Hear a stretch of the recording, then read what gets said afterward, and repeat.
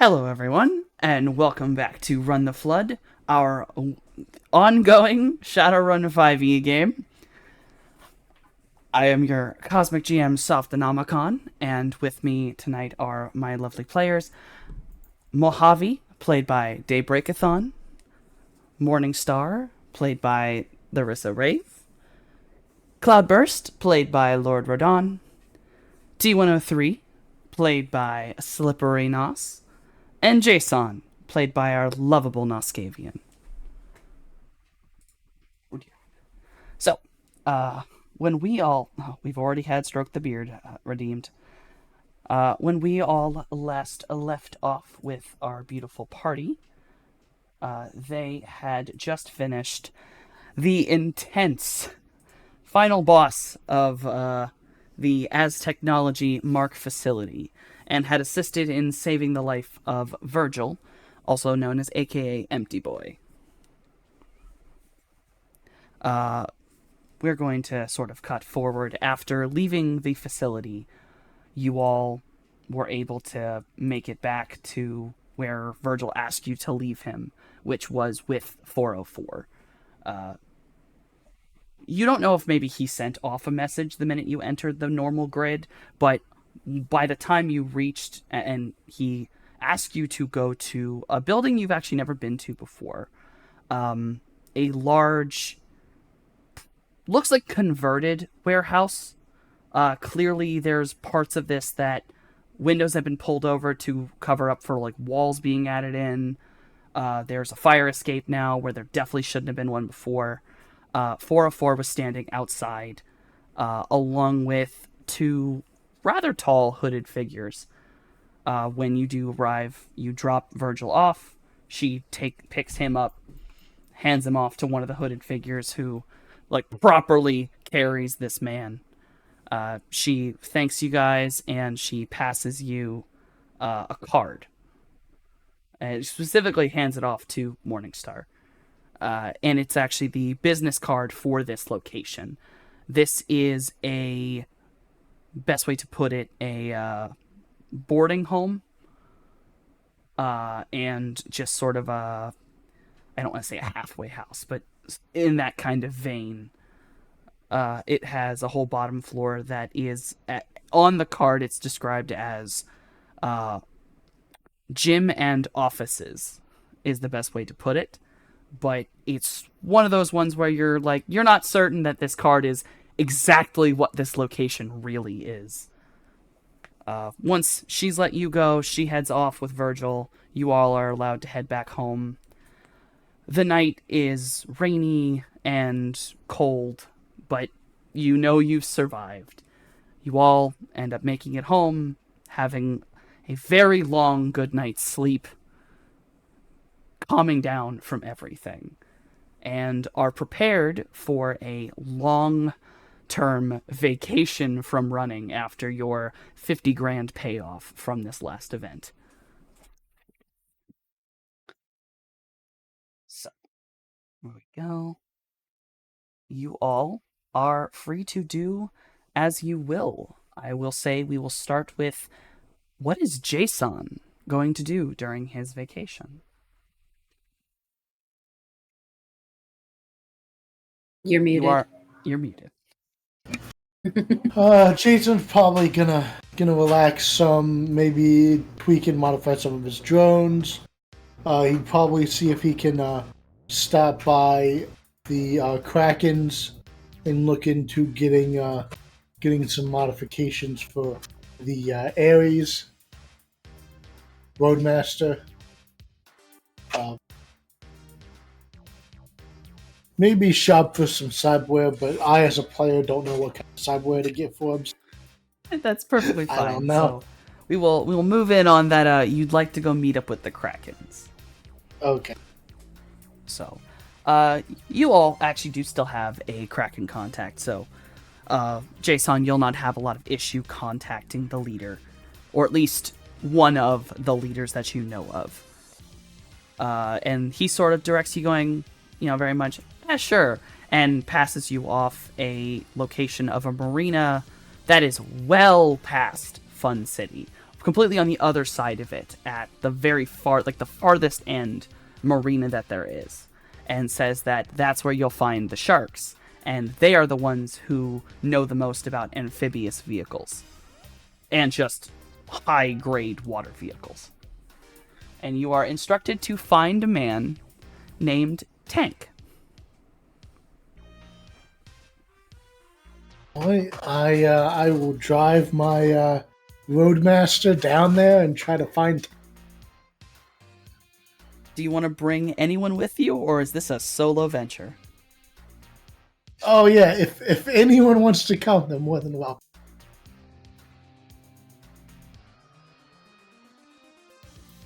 So I guess Jay would be in the apartment, and he would just yell out to everyone, "Hey, I'm heading down to the Fun City Marina. Talk to the Krakens." You know, I think Morningstar will go with him. Yeah, especially if he announces it like that. Mojave's coming too. Yeah, we'll go. Yeah. I think you just see Morningstar throw on a long coat. Are you expecting trouble? Nope, just want to talk about some upgrades for the Roadmaster. Have fun. All right, good one. Fair enough. And Cloudy, do you want to stay along, or do you have your own private things you want to take care of during this particular mini-sode? I think right in the beginning of it, I'm going to be gathering a whole bunch of drams and turning one of the rooms into a little lodge. I'm gonna be busy. That's absolutely fair. We're going to say during this minisode that is what you were doing. And T, I assume you're just going to stay home, play video games, and watch sports on TV. God bless. You know, take a proper break from all the bullshit. Yes, sir. I think Morningstar will bring Madari with her. After we left the facility, she probably asked Jason to just help her make sure that Madari was okay, and so now he's all fine, and so she just wears him as her little choker necklace when they go out.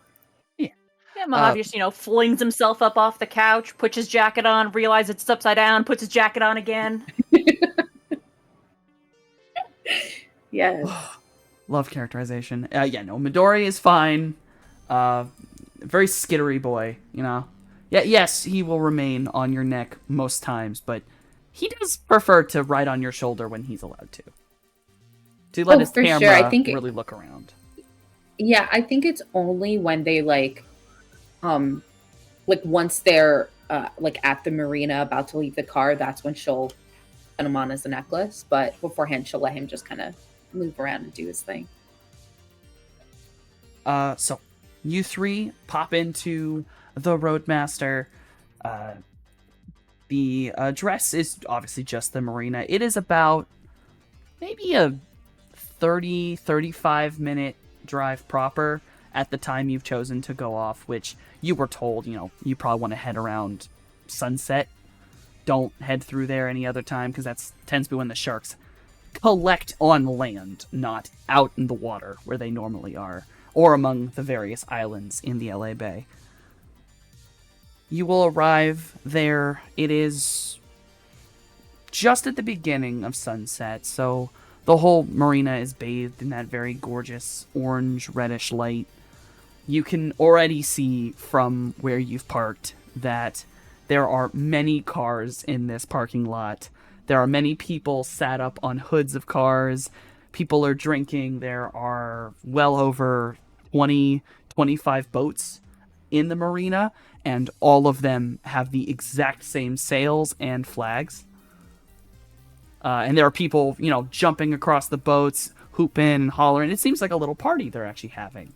The most obvious thing in the marina's parking lot, though, is a massive vehicle on what appear to be hyperinflated treads. But most of the vehicle is built that it's almost clear that this is an amphibious vehicle. It is able to go from land to boat. Not submersible, but definitely boat. Sitting atop this large vehicle sat on the hood of the car, I guess the upper deck, is a large orc man. Probably maybe a little shorter than T. He is very, very dark-skinned. Just kind of a gruff-looking man. Most of the other people aren't really sitting next to him. They're just sort of sitting down there. Someone's handing up a beer while he seems to be fiddling with some form of item in his hands. It's hard to tell from this distance. So, Jay, how do you approach this group? I guess I will just walk up, smile and wave to people. If no one stops me, I'll keep going. And when I get close enough, I'll yell, "Hey, Tank! If you got a moment, I want to talk to you." Walking through at least the beginnings of this crowd, everyone sort of looks at you like a little confused, but there's at least a good 4 or 5 people that are staring at the Roadmaster in kind of a little bit of awe, as they're very aware that that is a military-style vehicle, and the fact you have it and have customized it, they're sort of just impressed. When you shout out for Tank, the very large orcish man on top of the car, he actually does look up, and then he stands up, and you see him stomp twice on the deck of this amphibious vehicle. And the side of this vehicle pops open with sort of a hiss, as it seems to be pressurized in some way. And coming out of the bottom of it is a troll. A very large troll. Much bigger than T, as trolls are well over 12 feet tall by average. Huge. Well, he would have large horns, but he actually has shaved off his horns, where they are simply stumps on his head.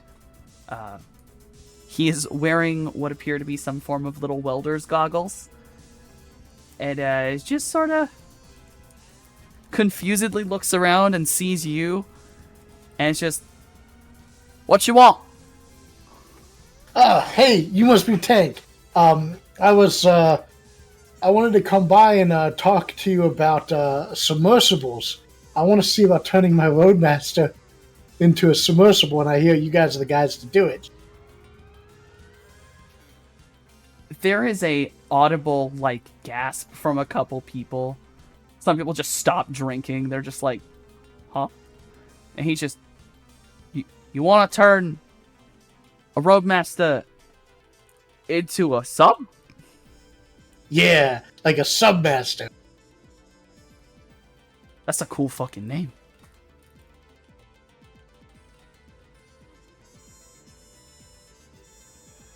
That's a really I think cool name. Morningstar is trying to suppress giggles at this point because she's like, "What is this?" You know.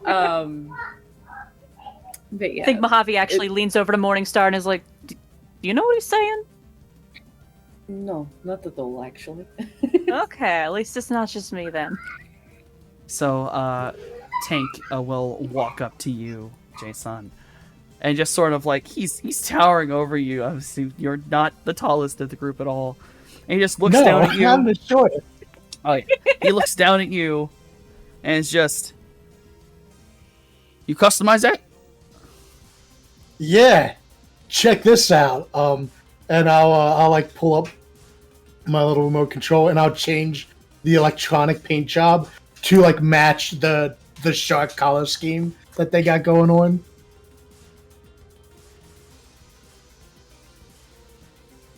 Suddenly trying to fully remember. I believe the sharks were red. I don't. I think they're red, or they're a red Whatever they are, accent. he's matching now. Yeah, they're matching now. You see this, big tough guy suddenly just go, what is that? That's really cool. I haven't chameleoned mine. I need to chameleon mine. That's really cool. How'd you do Yeah, it? it's awesome. Just a chameleon paint job, man. It's awesome.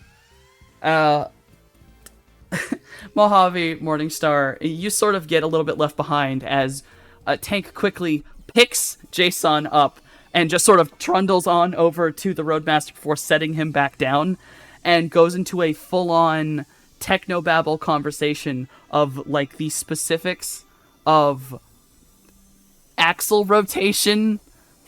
The DM is not very good with technical speak, but it turns from I I understand. kind of understand what they're talking about to what word did they? That's English? Well, I am completely lost. I'm gonna go and make friends with some of the people passing around the drinks. Just gonna, if this is a party, I want to party a little bit. Oh. Okay. I guess I will fool you then, because I don't know what they're saying either. And so Morningstar kind of like adopts almost like a tease attitude when he's out places. It just goes giant silent person behind Mojave.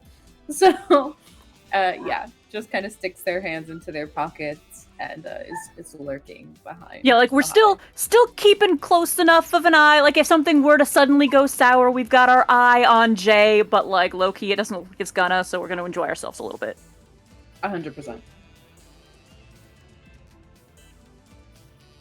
If a drink gets passes by us, Oh yes. Morningstar will probably grab one.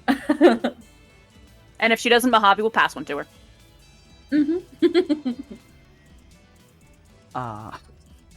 The sharks very quickly welcome you, and a lot of the sharks have very similar accents. That's just sort of, a lot of them almost seem to look similar too.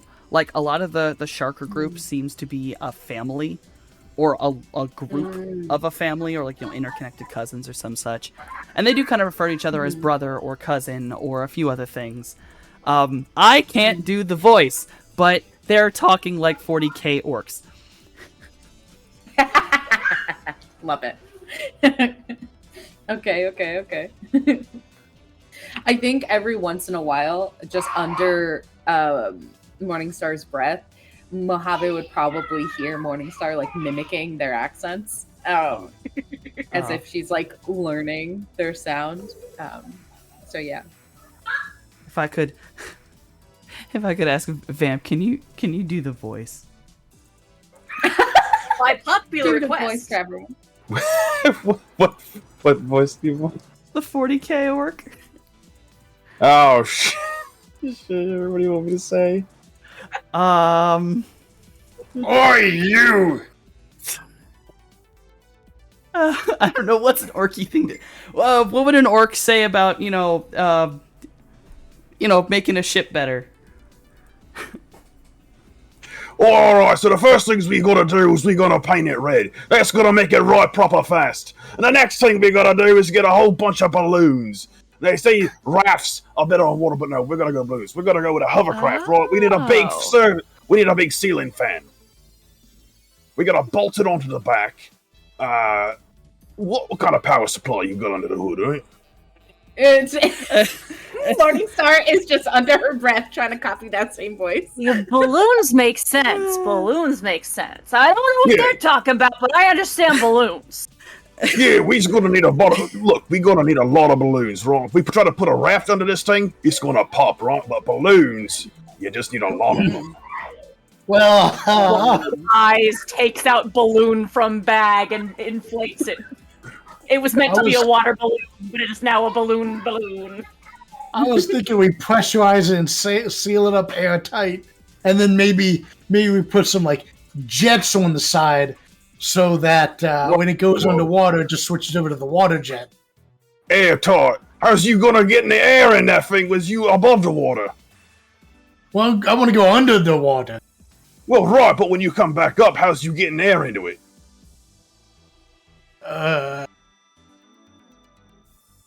I guess either the jet thrust will go up, or maybe I have to bring extra oxygen. No. What we's gonna do, right, is we're gonna take out the whole bottom of the van, and we's gonna put a big ballast tank down there with 15 pumps. Water's coming in, but it's going right back out. That way, you keep the hydrodynamic parts of it, but the airflow is right proper. Oh, okay. That sounds It's gonna real leak. hydrodynamic. It's gonna leak a bit. It's gonna leak a bit, I'm not gonna lie. But we're gonna water seal everything else. Laminate everywhere. I got duct tape. That'll work. Okay, from this point Amazing. on, when I describe Tank, that's the voice. That's what Tank sounds like. That's Tank's just Tank. voice. That's just Tank. Okay. Amazing. Vamp, you are now. I have now requested that you are now the voice of Tank. Yeah. That's proper. Oh my god. I'm gonna cry. So, Jason, you have this long, extensive conversation with Tank about how to make a Roadmaster submersible and maybe its issues with how its armor works, stuff like that. Mojave, Morningstar, you spend some time with the sharks themselves, and they all seem like wonderful people. They're very friendly. They, by the end of it, they're already calling you cousin. Oh my god. Just saying I you're love one of the that so boys. much. Oh, I love it. Yeah. Raise a think, glass like, to that. at some point Morningstar like loosens up and is like probably maybe not as sociable as Mojave, but near enough. And then because Morningstar feels like comfortable, will take off Madari and allow him to skitter about and kind of be free to do his thing. Jason, I would like you to do me a favor. In your contacts section, can you mark down Tank? Hey. And you can mark down that he is, I believe is it loyalty? Is it that in connections? Yeah, loyalty, connections, favor. Yeah. If you can give him 3 loyalty and 4 connections. Okay.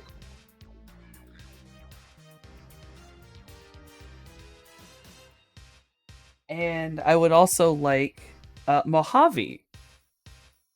Hi. If you, in your contacts section, I can assist with this if you need it, mark down a man named Jericho. Jericho. Yes. He is a... pardon, my brain stopped working. He is another mechanic, but he will be loyalty 2, as you both did share a drink and have a good conversation, but he will be connections 5. Okie doke. As he is actually not a member of the Sharks and is a mechanic trained by the Sharks that is actually a part of the Whales, who are a smuggler group within the Kraken.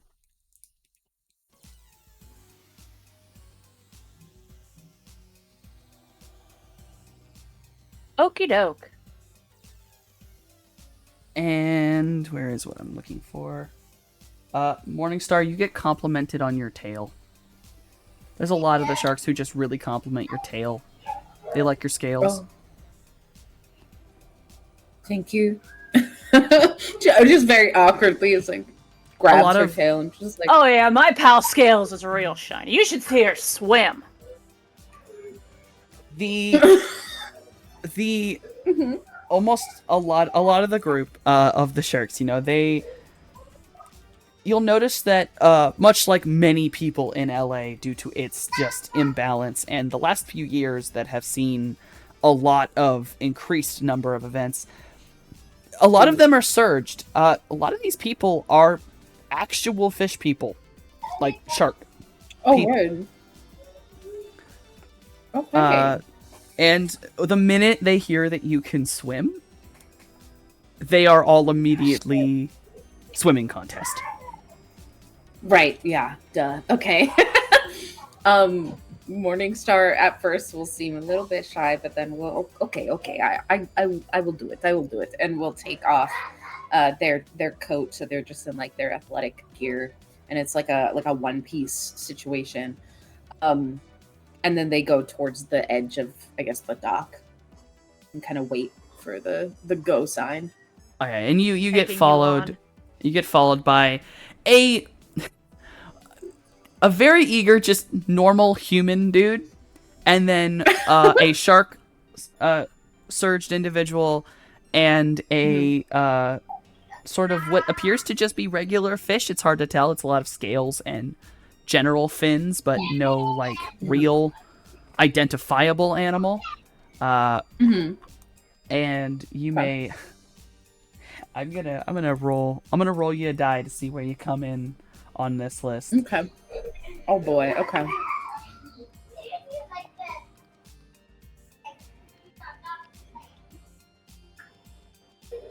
You came in second place, Hey. behind the Shark Man. Yeah, I think that like when Morningstar dives into the waters, they go in really deep, and you don't see them come up for air for a while. Like they just back and forth in one breath, basically.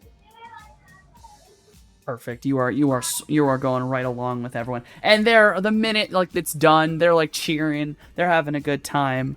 Jason, after your conversation with Tank, he's very eager to express that, it'll take a little while, but he's confident that if you and him work together, you could make the Roadmaster swim, as he puts it. And then offers, do you want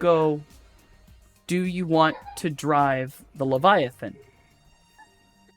Which he points to his amphibious submersible. Oh shit. And if you That would sounds like like a to blast. drive the Leviathan, I need you to roll pilot aquatic vehicles. Alrighty. That'd be watercraft, right? Watercraft, right? It's not aquatic, it's Yeah. water. I'm not great in that, but I do have that. But you do have it. No, with that. Oh yeah. Wait, is that physical or mental limit? Oh wait, I guess that depends if I'm manually piloting it or if I'm jacking in, right? Yeah. Yes. Is it's there a place it's for me to? Yeah, it's a physical limit. Okay. So in the skill, you just gotta make sure it's limited by physical. Okay. That's actually not bad. You are Tank is impressed. You are speeding the Leviathan around. It is uncomfortably fast for how big it is. Tank is a big man, and he can fit pretty comfortable inside of this thing. This is a very big vessel, and it is going speedboat style. The wake is massive, and while some of the people from the swimming contest are still technically in the water, you all get straight up bum rushed by the wake of this thing.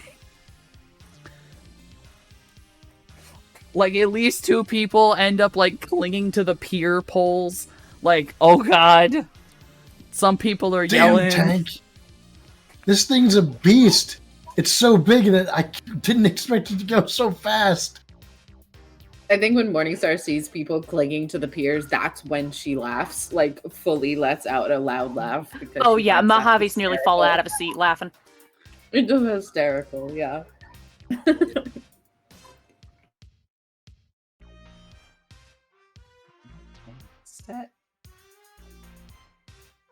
So, you all have this wonderful event. You have gained your connections. I will give, actually, Morningstar.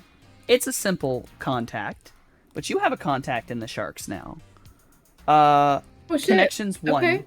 but loyalty 2. It is the Oh. Shark Man you beat, and Hey. his name... Oh my god, my pencil just broke. Oh Oh, dear. no.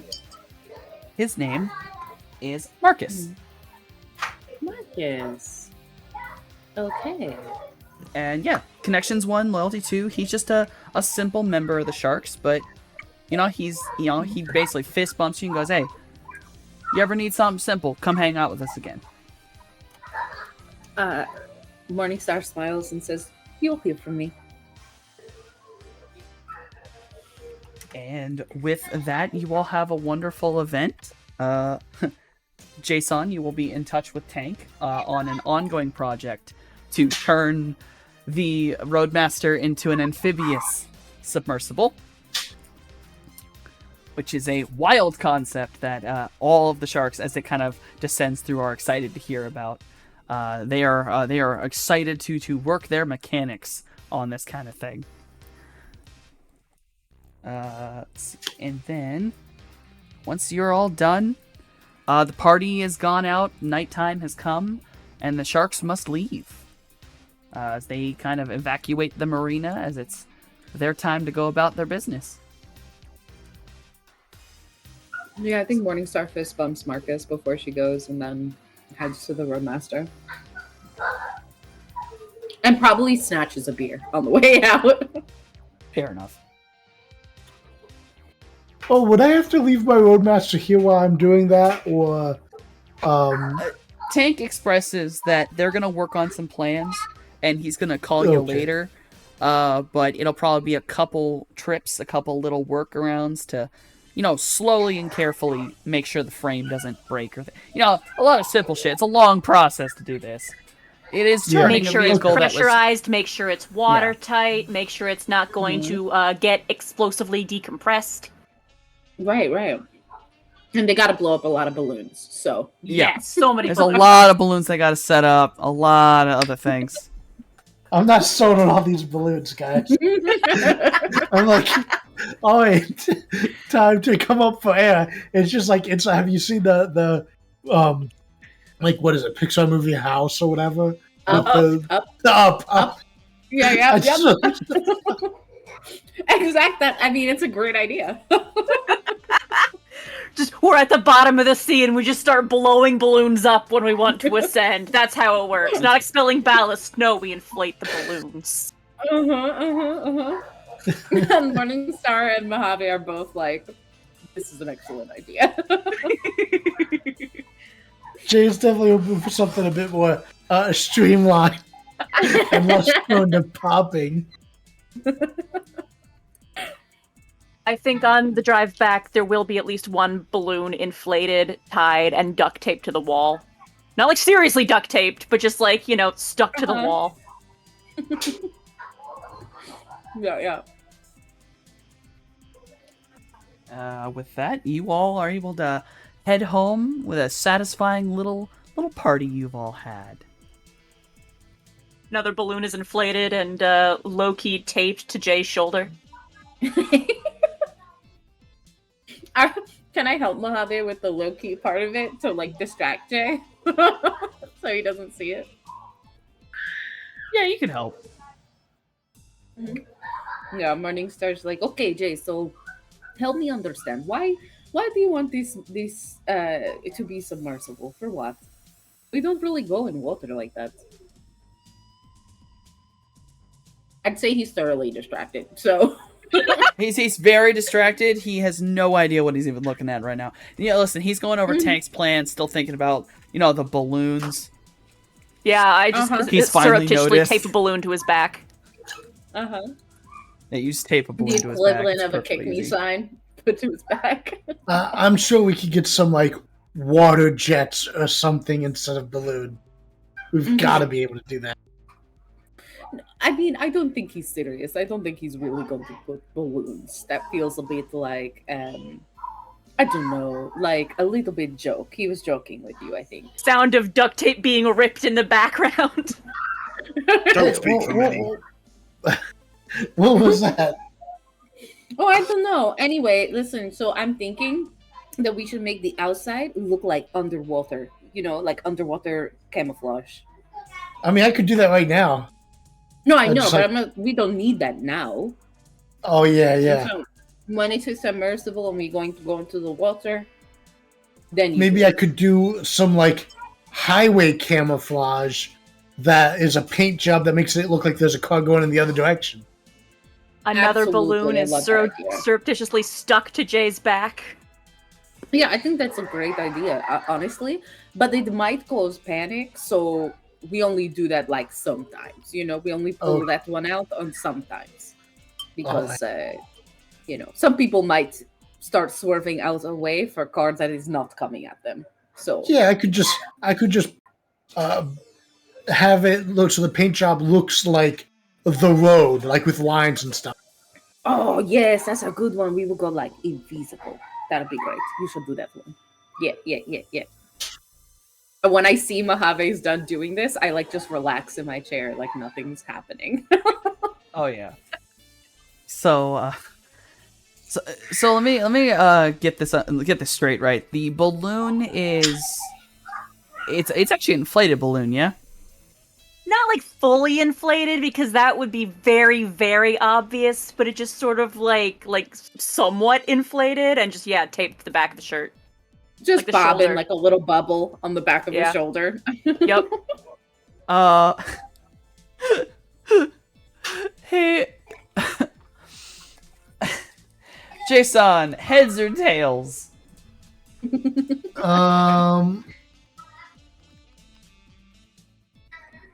Did his own thing for the heads. and tails. Heads.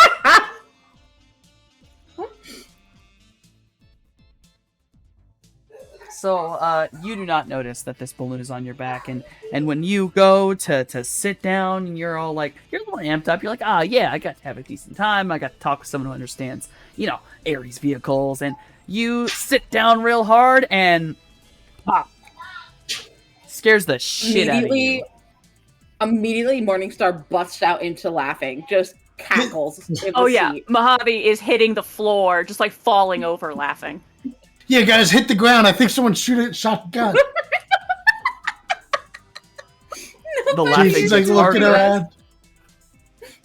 Nobody is shooting at us, and she'll Scales, pull get the down. duct tape. She'll pull the duct tape off with the balloon and just show it to him. Oh, who did that? Mojave is rolling around on the floor of the Roadmaster, holding his sides, dying laughing. Just more like, Mojave. I don't know, maybe ghost. I don't know. Maybe ghosts. Oh, I don't believe in ghosts. What? There are at least 2 other balloons stuck to just the sides of the Roadmaster, like inside, just on the door or whatever. The floor, Well, I the guess ceiling. except for those spirits we saw. Yeah, Those okay, are so ghosts. yeah, I guess that counts. We believe in ghosts. It was a spirit. It was a spirit that did it.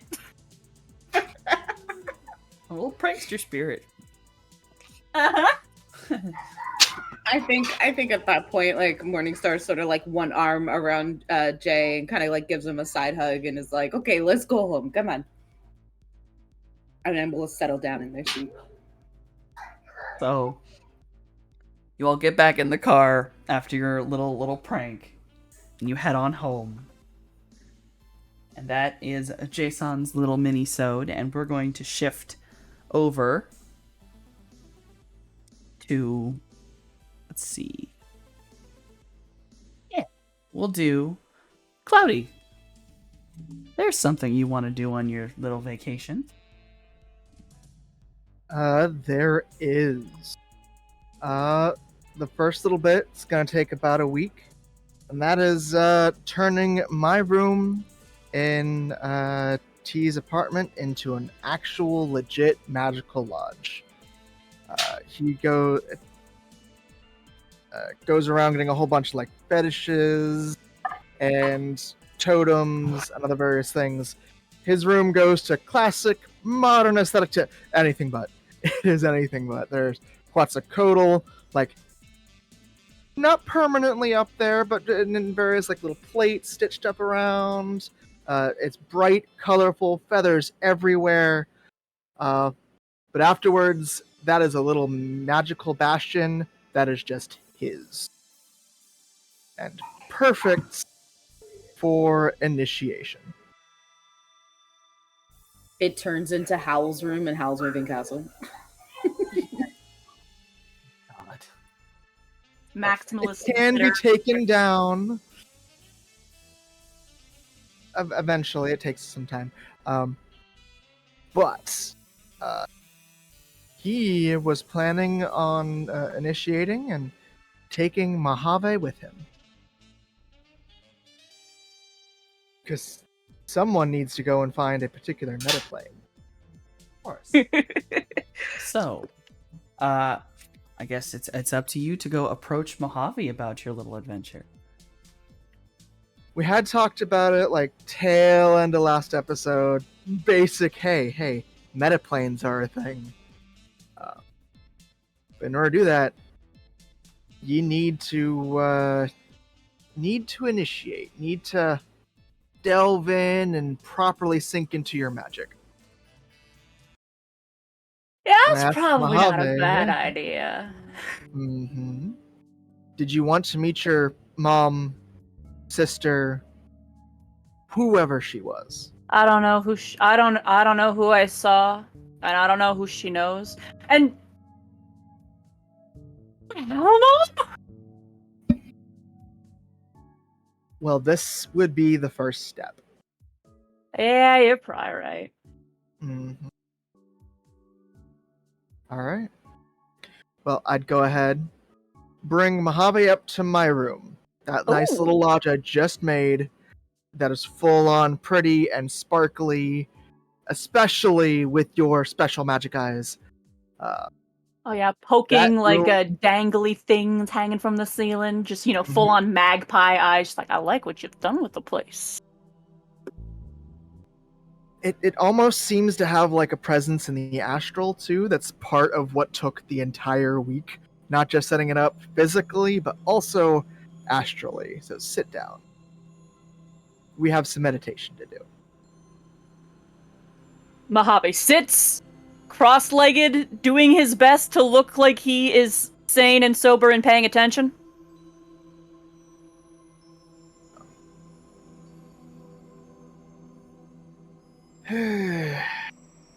Thumbs up to Cloudy. Cloudy will just go ahead and give the long suffering look for just cracking his neck and settling on down. Astrally projects and does the same thing as last time, holds out a little hand. Which Mojave takes. So, Except this time. Oh, go ahead. Oh. Go ahead, go ahead, Soft. You got this. You got this. So, as you astrally project and you pulled your hand out to clasp Mojave's, Mojave, you are pulled from your body. Something has changed. Cloudy, you'll obviously notice this first as you're looking at Mojave in the astral. But Mojave's soul has shifted a bit. Mojave has always tended to just look like himself in the astral. He doesn't have a lot of changes or differences. But here, Mojave's jacket is gone. And replacing it is what appears to be a shroud of black feathers that falls over his arms and down his back.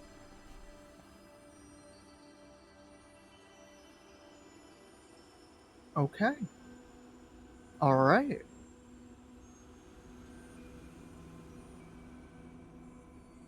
Well, that's new. Like, Mojave looks down and is like, "Wow!" I just flung my own headset off of my head while imitating the dog chasing tail kind of motion.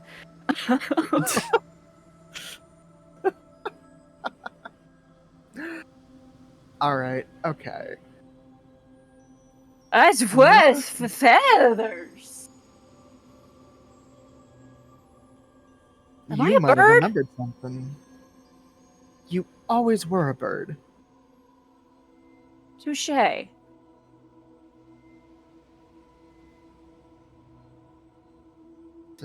right. Flapping This- his arms experimentally, just watching the feathers ripple in the air.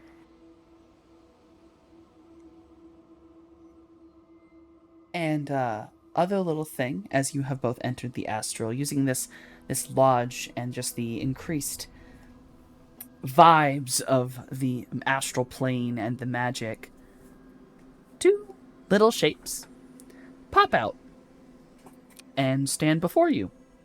Together, though they seem to, have a little friction. It is Potli, who we have not seen in a very long time, and Havoc, both in bird form. Potli just sort of being a much bigger version of a hummingbird. About the same size as the magpie shape that Havoc is. Mojave greets Havoc with finger guns, and hey, guns now, Havoc! Cloudy gives a little bow and much more formal and respectful in his address. In return, Havoc just puts his wings up in the best imitation of, that kind of gesture of finger guns, and it's like, "Hey!" And then Potli just bows back to you, Cloudy, and is just immediately in the air next to you, very upright, keeping himself properly floating. I'll look over to Mojave and kind of like, unlike some others, we have some guides. Oh, true. Sometimes I forget that you're supposed to be doing that, Havoc. And I'm supposed to be doing. Oh, which is supposed to be doing that? Havoc flies up, sits on your shoulder. I have no idea. Yeah, it's probably a Alright. good thing you're here, Cloudy, because us two, we're lost. Absolutely. One of us has a guide. Potli again sighs. I will guide us where we need to go. I'd like to imagine at this moment both Havoc and Mojave make birdish finger guns at Potli. Yes.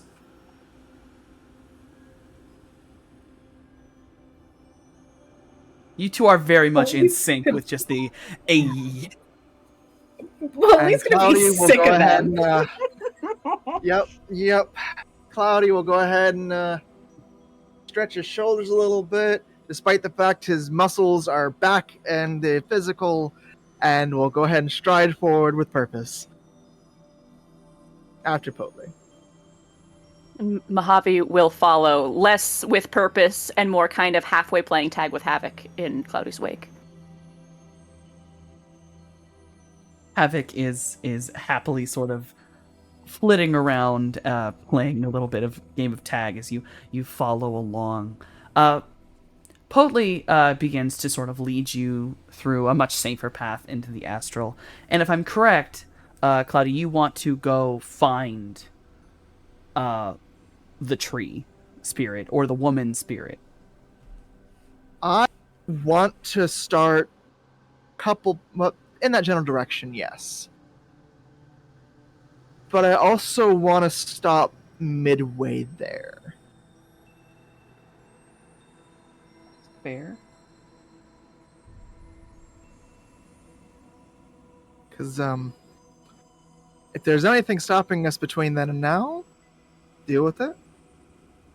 But I'll go ahead and ask Poachly. We about halfway there. This is the astral. Whatever. We're away Potli from. quickly pauses himself, kind of pulls the full hummingbird, full turnaround in air. Yes, about that, actually. He'll go ahead and turn around to Mojave. Before I properly teach you how to do this, I need to give you a warning. You missed one of the nastier things we've had to deal with.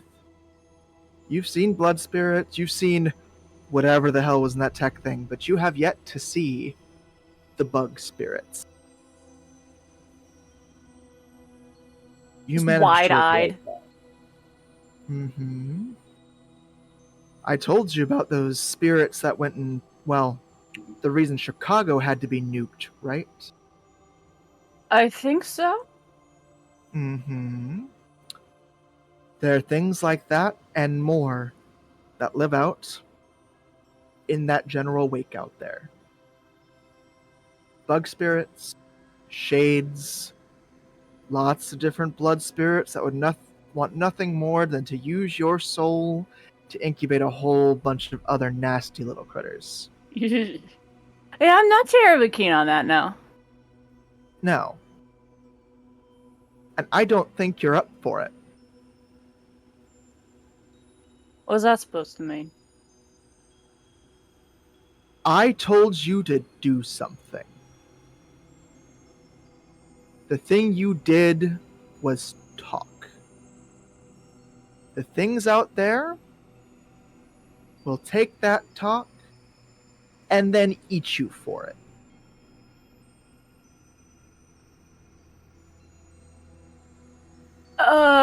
This is about the not shooting the thing, right? This is about you not willing to fight for your own fucking life thing. Fucking hit me. What? Hit me. Looks down at own hands, looks back at Cloudy. Hit me. I don't wanna. He'll go ahead and do that nice little nut cracking thing, pop his own little knuckles. Then I'm gonna show you what happens when you don't. I think I know what happens. But this time,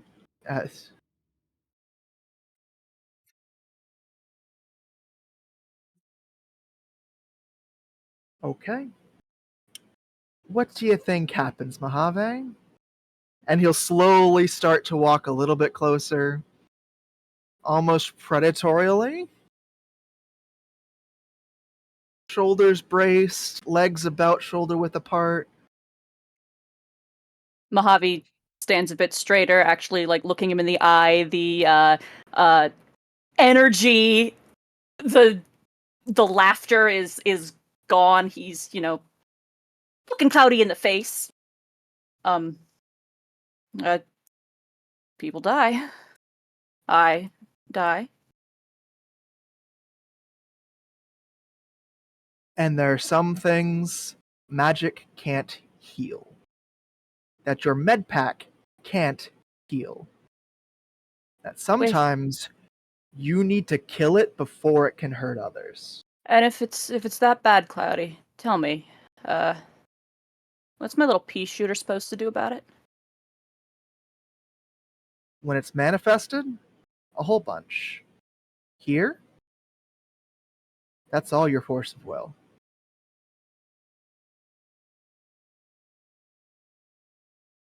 I don't like hurting people. Yep. Do you think I like it? No. Do you think you're better than I am? No. Then hit me. Prove it.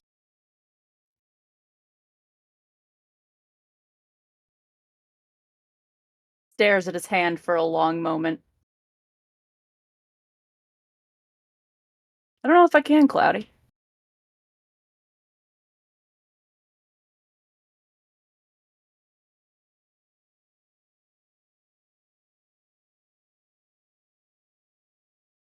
Cloudy will go ahead, turn around for a second, and deck Mojave right across the face. He just takes it. Absolutely fair. I'm not gonna have any actual rolled here, but yeah, no. You just haul out and slam Mojave in the face. And Mojave, you take the hit, and it's a pretty good forceful hit. Staggers Mojave, backward.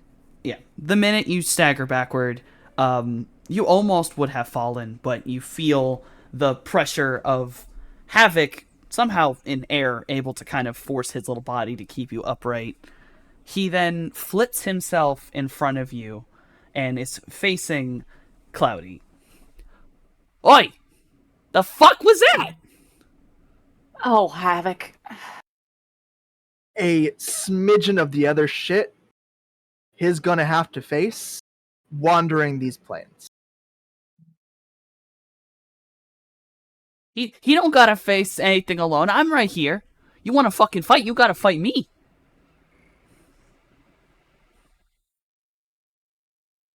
were you during that little escapade down in the depths there? I, I, I, I, Not there. I mean, I'll say that thing, anything we faced down there. How much good would my gun have? Gun would not have done much.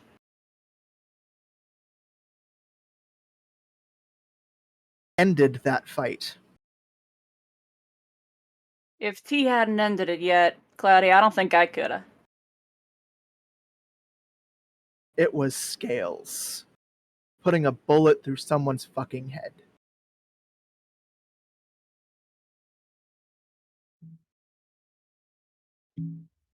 Being willing to do what it takes. That's... If you don't, you're gonna die. If there weren't that little shenanigan, hoop-de-doo, matrix, whatever, I would have been dead. When T literally punched a hole through my goddamn chest.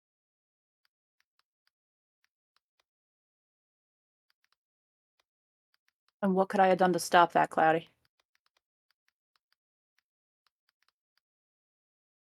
I want to know. T eats bullets for breakfast. Did the spirit?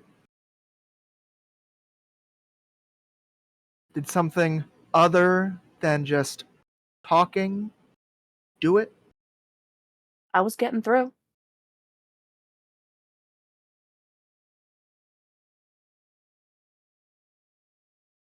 And what happens Talking to when them it's a bug trees spirit? helped. What happened when a bug spirit doesn't listen? That's when I run for my life. Looks around in the astral. That doesn't help quite so much here.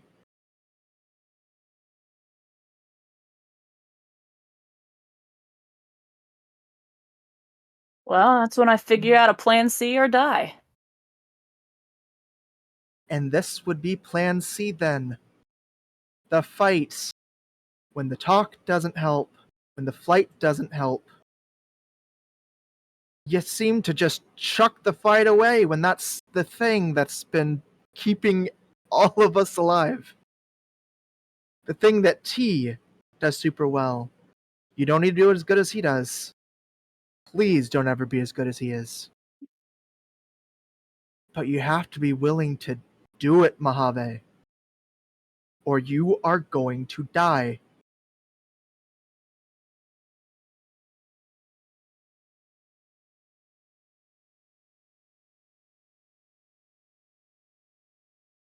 These hands have killed people. I haven't. Not on purpose. I'm a doctor. These hands have killed people. Killed a lot of people. Didn't deserve it. I Yep. draw lines where I can. It's yet to get the point where I had to cross them lines. What's your line? I'll know it when I Say see it right it. here. Mojave.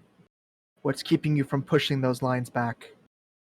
Giving another excuse, another moment. Maybe you'll get through. I'm not dead yet. It's worked for me so far. You've had, like, what, 2 years? Yeah. You're not even a toddler yet. We're fighting with blood magicians, and blood spirits, and bug spirits, and dragons. This takes more than being a child. Are you willing to, put that away? Be an actual adult person that's willing to fight to protect something?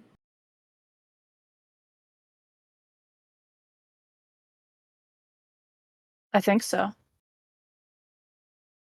Then what's the line?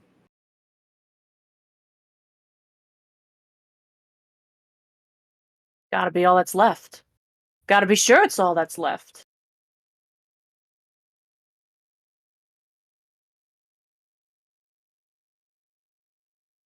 You're right, Cloudy. I don't got a lot of years under my belt, but figuring it out. I'm learning. And I just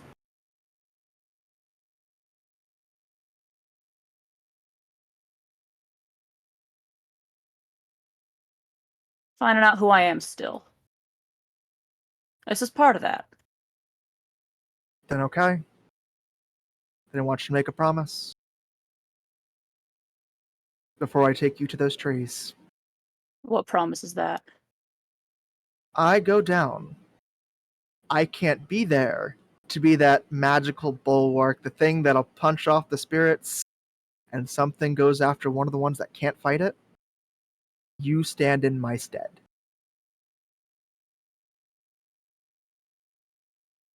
You fight if I can't.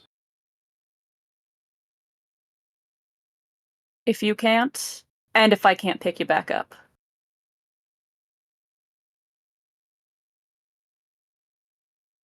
He will hold out his hands and look over at Poachley. Poachley, like, he's been watching this the whole time, just very stoic.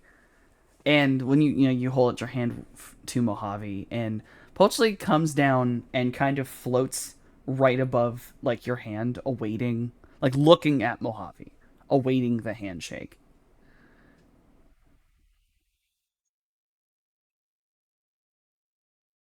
I'll tell you this much, Cloudy. I'm a lot of things, but I'm not a coward. When it comes time to do what needs doing, I'll do it. I'm not gonna like it, but I'll do it. But only when time comes. He doesn't say anything further and keeps his hand outstretched. Mojave meets his hand, but it's very much the I don't know whether we will agree on all of those moments where it's strictly necessary, but gosh darn. God damn it, you have a solid fucking line. And shakes. Solid shake. And, except to Poachley. Yeah. Nods his head. I will say, as you both, handshake, Poachley jumps up, and for finally, his wings actually stop moving as he lands on your hands. And almost like the biggest flash possible, like flash of black, it's so quick. Havoc is also at your hands. He clamps down on like both you, Mojave, and Cloudy, and digs in kind of almost talons, a little bit painfully, and he like pushes his face right into Poachley's. And they have this sort of silent stare off. And then they both release, and you may release your hands.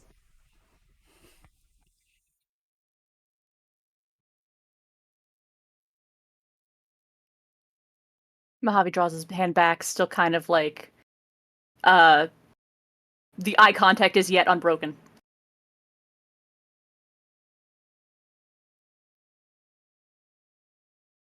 Claudio, go ahead and maintain it for a couple extra seconds longer. Just actually searching like right deep into your soul just to see how well you got it, and then go ahead and nod and ask Poachley to continue. And yeah, for what it's worth, Mojave, the eye contact is unflinching. It is one of the rare occasions where there's not... normally he plays up the goofy idiot vibe, because that is very much the shield he wears to get by in the day-to-day, but he is not wearing that now.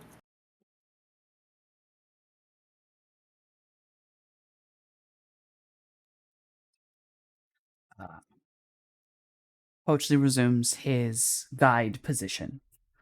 Quickly, setting himself up, starting to flit his way towards where you've requested he lead you. Mojave, Havoc comes to sit upon your shoulder. And though his weight has not changed, and he does still have the white on his chest and the light blue on his wings of a magpie, he is far more the size of a raven right now. He's massive. And he has stretched out one of his wings, and it's just sort of like gently putting it around, like protectively around your head. and he's just sort of like staring down Cloudy. And Mojave, you can feel that there's a twinge of anger in Havoc. There's this uncontrolled energy that's just sort of vibrating off him. Mm-hmm. And it is very aimed at Cloudy. Oh, yes. Sort of just up little, like, the two-finger head scritch that you give to birds.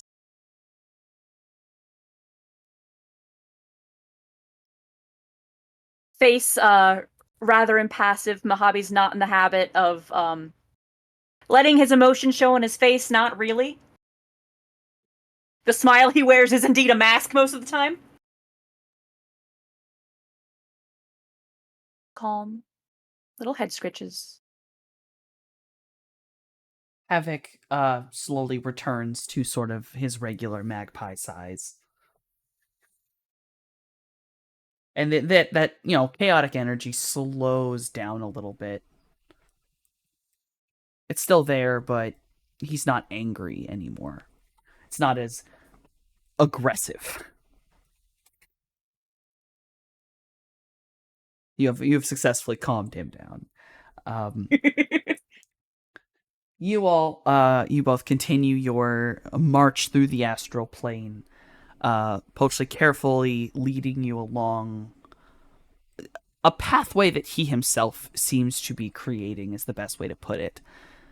Like, these kinds of roads or paths don't really exist in the astral as it stands, but a spirit like Pochli, the kind of guardian he is, he's able to make this stone path that sort of decays off about 5 feet behind the back of the line, as it were.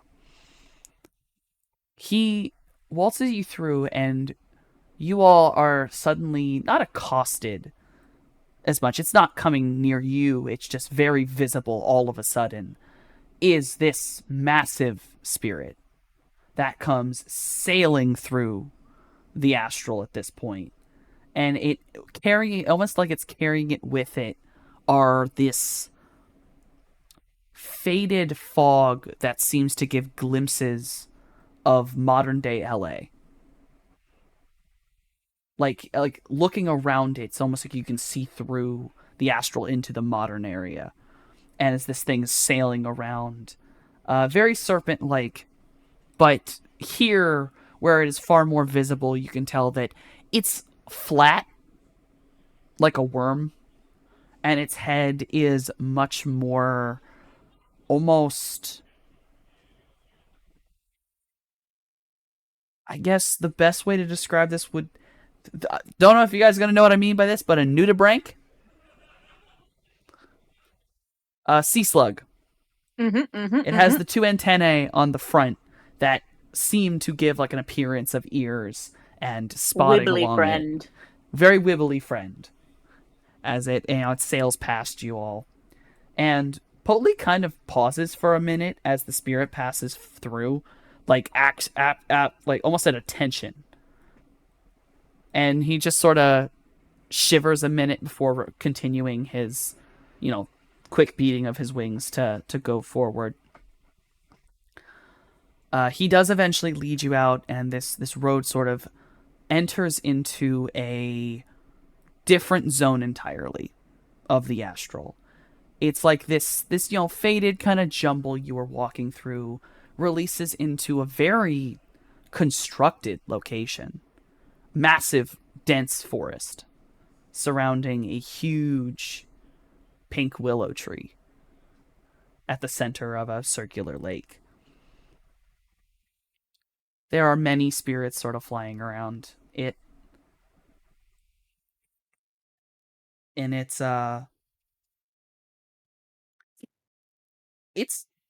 happy here. There's just this aura of happiness and joy here. It's comfortable. You can see that some of the spirits that stand along the lake, there are ones that seem to almost shift form as they walk around. The best way to put it is very Swan Lake style, where for one moment they are some form of animal, in the next it is humanoid, and just this gently morphing, shifting appearance. All different colors. You all have now entered what is known as Potli describes it, the Glade. You all may explore as you wish that you have entered this plane.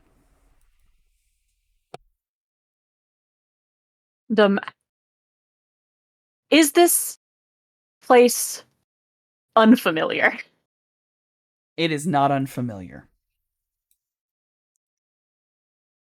It is very, Yep. very familiar. Yep.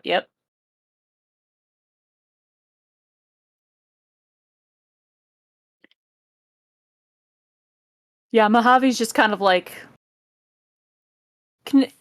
It's not that he didn't look relaxed before, but he looks more relaxed now. Kind of looking around with yes, here again. Kind of body language. Oh, yeah. Claudia, as you're in the Glade, is there anything you're thinking or you want to do here? Anything you want to approach? I kind of want to just sit under one of the trees and just sink into it, I guess. Oh, fair. You easily are able to find one of the more, like, the smaller trees, not obviously the giant, humongous tree at the center of the lake, but you find a smaller tree at the edge of the glade and are just looking out over everything. As you sit down, Potzley lands on basically like a root that has come out of the ground. And he sort of just sits beside you, also sort of calm and just relaxing. A couple spirits come up to you, sort of like look at you for a minute, investigate, but then kind of quickly go about their business as they're just sort of like, not a threat, and they just sort of leave. Mojave, there is a spirit who approaches you. It is what appears to be a doe, whose... The best way to put it, the doe is all white, but there is this iridescence to it, like when you see a rainbow after you've like sprayed, like if mist is in the air and you see that rainbow that's not fully formed, but it's there. And she seems to approach you and just sort of instill sort of the form of this deer. Obviously, a deer cannot smile, but you feel that she smiles at you. Mm-hmm. Kind of like nods greeting. The same way you might nod greeting to somebody who you make eye contact with at the grocery store and you're not quite sure if you recognize them, but you feel like you might. Oh, yes. I know that nod. Yep. She, the minute you nod back, she puts her head up and quickly, like, marches over to you. It almost seems to, like, quickly walk around you, inspecting you. And then she sort of jumps away for a moment. Deer jump. And she jumps back towards the tree. And Cloudy, you can hear it before it shows up. It is cawing. Birds cawing. A lot of them. Like just this almost far off noise of an entire flock of crows, ravens, some such corvid. And then they all appear. And every one of them is identical. They are any kind of dark colored corvid. A lot of crows, a couple ravens, some magpies. But the biggest thing about them is underneath their wings, if they were to pull them up, which some of them do, it is an entire rainbow of feathers. All over the underside of their wings, and even down their chests. Otherwise, they are blackbirds. And they are suddenly completely surrounding you in Mojave.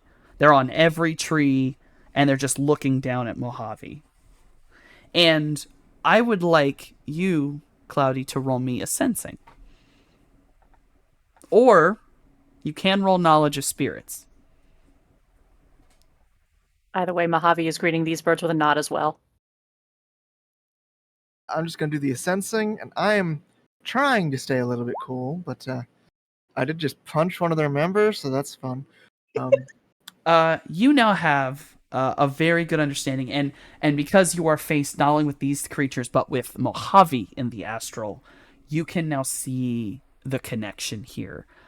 Havoc does not have this appearance. Havoc appears just as a regular magpie with just sort of a bit of orange to him, in his eyes, or maybe a little glow to him. But Mojave's cloak, that black feathered cloak, the entire underside and the bottom of it is the same rainbow feathers. And all of these birds that surround you, all these spirits, they're chaos spirits. Every one of them. There's just this chaos to them. Nothing malicious, obviously. Chaos is not bad or good, it's just a lack of order. But as they flit around, some of them jumping from tree to tree, they almost seem to be expecting something as they watch Mojave. Cloudy will just say one thing, just say, that makes too much fucking sense. God damn it.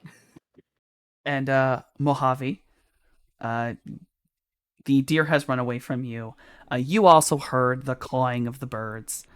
But about a quarter of the way into hearing those birds cawing, it's changed. It was no longer cawing. It was voices. Many voices calling out. And they were calling out almost in a, the best way to put it is it's not a language you could ever explain to somebody. It's not a language you could teach someone. The word doesn't have a direct meaning, but the closest meaning, and you know it in your heart, means sibling. Mm-hmm. And all of these birds are now surrounding you, looking down at you. And every now and again, you can hear them repeat these words of sibling. He's back. They're back.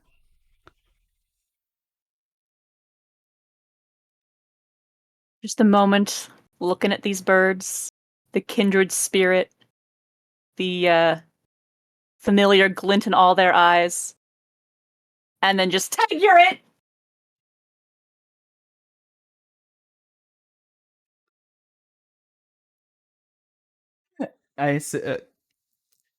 You go tag, you're it. And all of a sudden, Cloudy, you can watch this. Mojave, you are suddenly in a game of tag. You're suddenly just free and having fun. The birds follow you around. It's just a game of tag. But it's to a point that you don't notice that your body has changed. Cloudy, as Mojave jumps into this game of tag with these birds, with that shout, Mojave is now appearing as exactly the same kind of spirit as them. Entirely a bird. There is nothing human left. But sitting left behind in the glade where Havoc was is now someone whose face matches Mojave, but has a completely and utterly different demeanor. And he's just sitting there.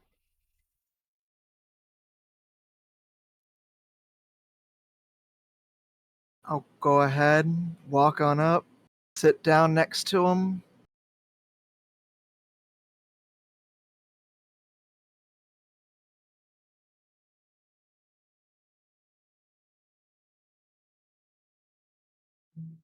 For all the shit I'm gonna give him.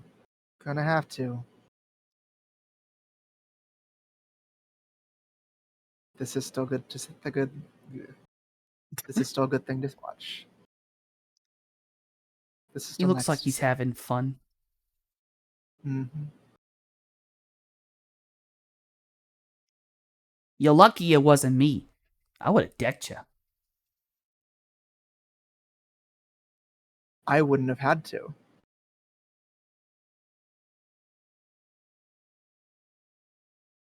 You would have needed a different lesson.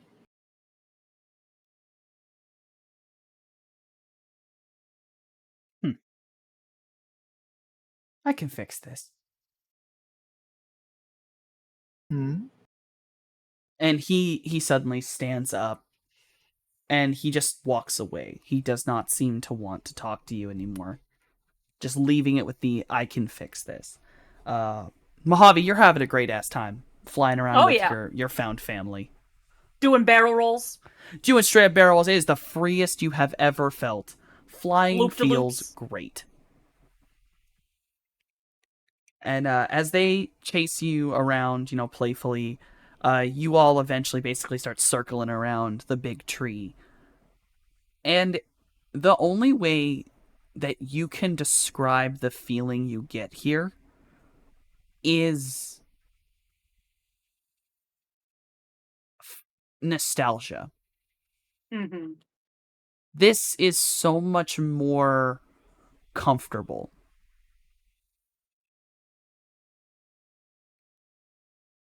But there's also a part of you that it's not exactly right.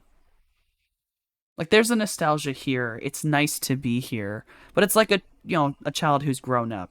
Yes, the adult can see the nostalgia and can enjoy the thing, but there is always that feeling in the back of your mind that Fit in the round hole, but I'm an octagon peg. yes. Obviously, eventually you will realize not only, yes, you have become a bird, but you will see standing at the edge of the lake is Oliver. Mm-hmm. And just arms crossed. Kind of looking unamused is the best way to put it.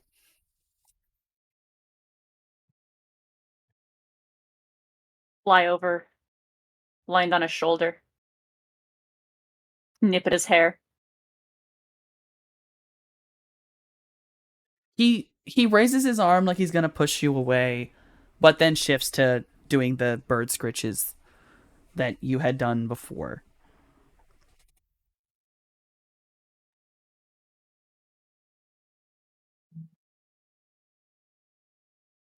He's Weird, huh?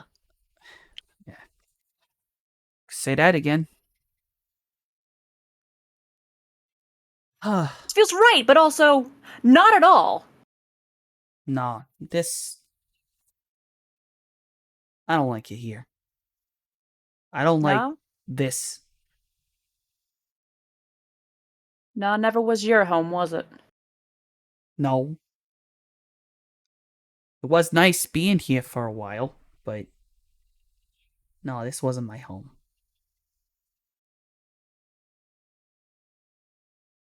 I think it might have been mine.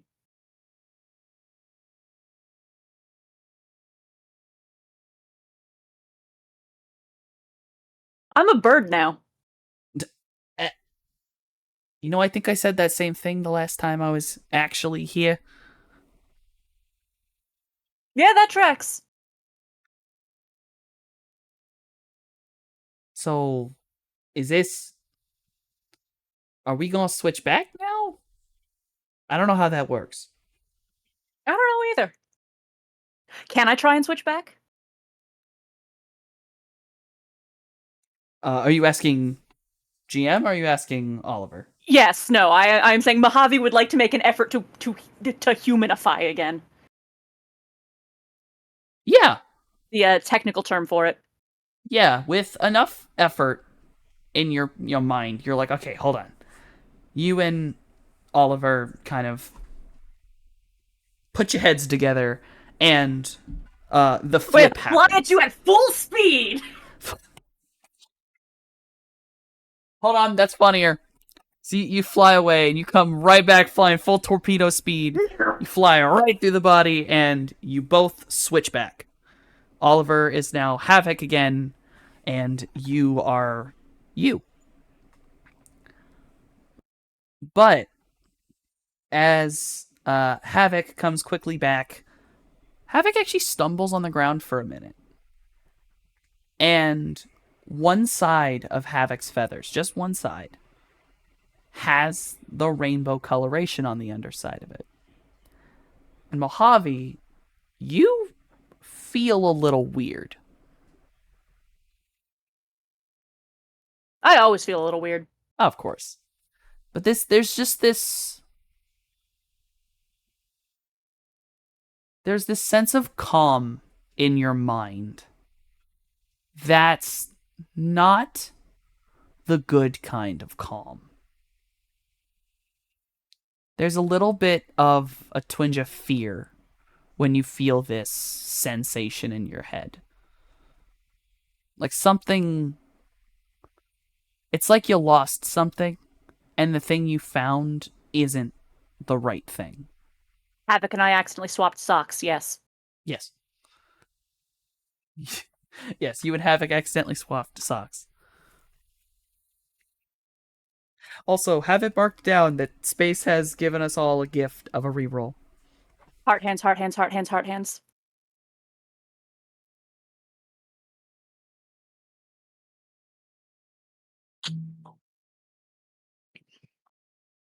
But yes, no, the missing and replaced sock is noted, observed, and set aside. I got opposable thumbs back, which is what I was aiming for. So that's probably fine. And after you guys do switch back, all of the flock of chaos spirits, they land around you. They all sort of give like this little hop and nod motion. And then all of them fly off at once and head back into the denser part of the woods. Full armed wave as they leave.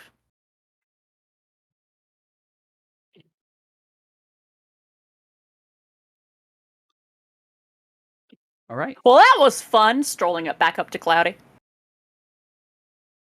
What were we doing here again? Cloudy will look back and forth between you and kind of like, I think you found it. Yeah, maybe.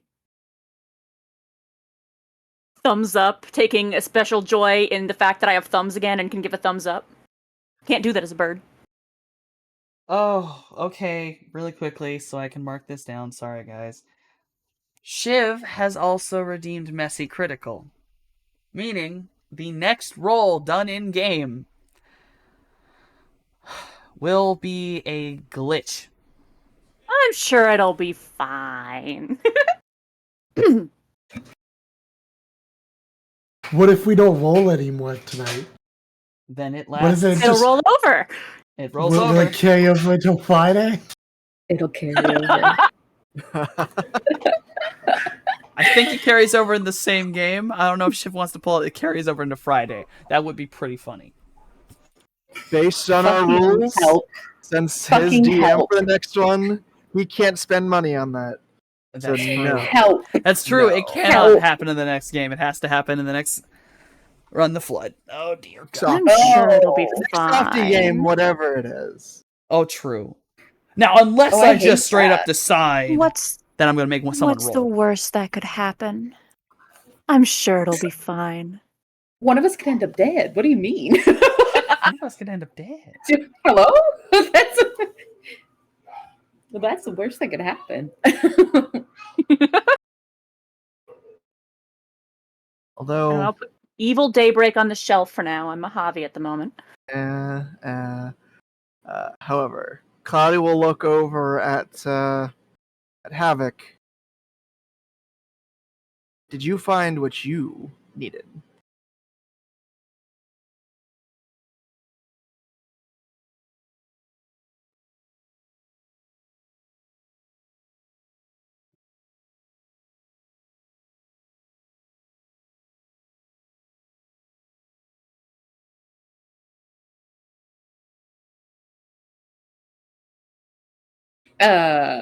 Softy, you there?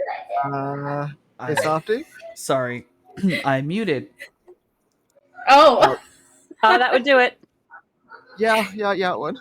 Now, oh dear. Repeat the question. Originally, it was kind of like, hey, what are we doing here again? I looked over at Mojave and kind of like, yeah, I think you found what you needed. Right. But Havoc, did you find what you needed? Ooh, Havoc kind of is stood on Mojave's shoulder. And he kind of puffs out his chest, and you would expect, you're expecting, kind of like the, a little bravado from him. But instead you get, yeah, I think I'm good, actually.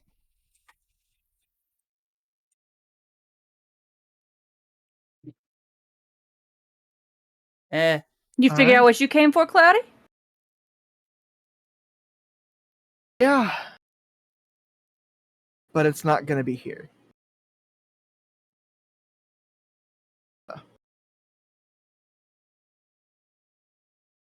Softy, yes. I would hope you remember that big dead spirit, the first one that we found. The spider? This spider. I would like to try and go to them to inform them.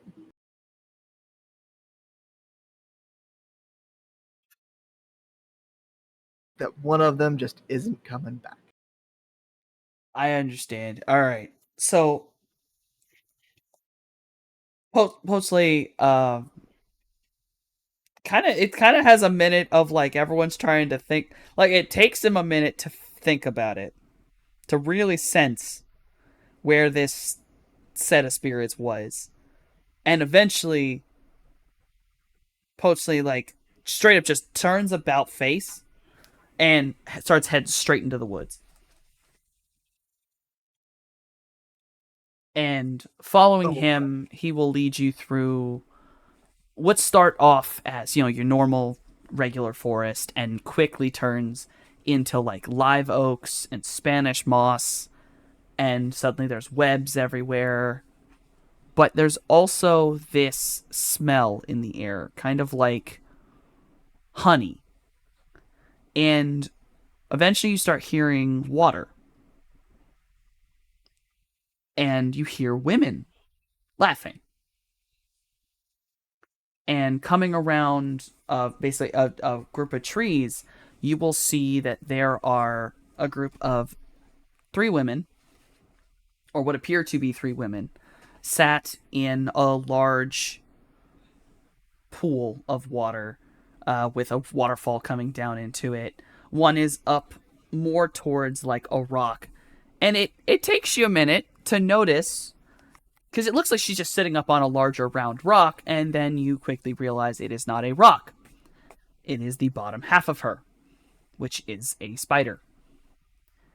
The other 2 women are in the water, and once you start to click of that woman's part spider, the others, you realize those aren't roots sticking up in the water, those are their legs.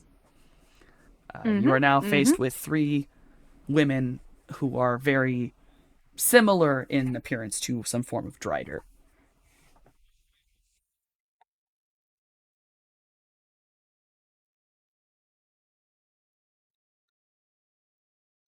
Cloudy will go ahead and walk up until he appears to be noticed. The first person to notice you is the woman who is up on the shoreline. And the minute you're noticed, she's up on all of her legs and has spun around to face you.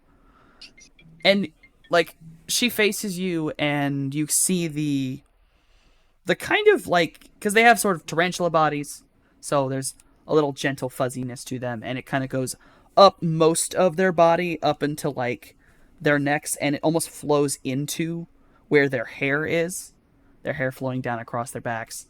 She stands up and looks at you and is just, "What are you doing here?" He'll go ahead, give a formal little bow. I have come to tell you terrible news.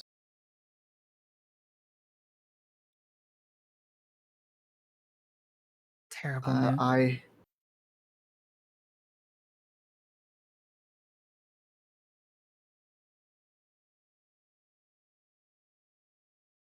one of your kind I have found completely erased. There is a pause, like for a moment. And then there's almost like a nervous laughter from the two that are in the water. But the one in front of you, she like looks you dead in the eyes. And it's like she's judging whether or not you're being honest with her. And it seems that she does end up judging that you are being honest. And her 8 legs kind of shake for a moment. And she falls onto the ground, like arms, dropped in front of her. And she just looks utterly confused. And she kind of goes on this moment of you watch as her entire form ignites just in fire, and she's shifted into the spider form. She grabs a rock, she slams it into the water. She's infuriated, like she's just lashing out at every item around her until finally she seems to calm down a little bit. The fire deactivates. She's still in far more just straight up spider form as she turns around to face you, like it's right up in your face. And it's just, how? Magics that should not have been done.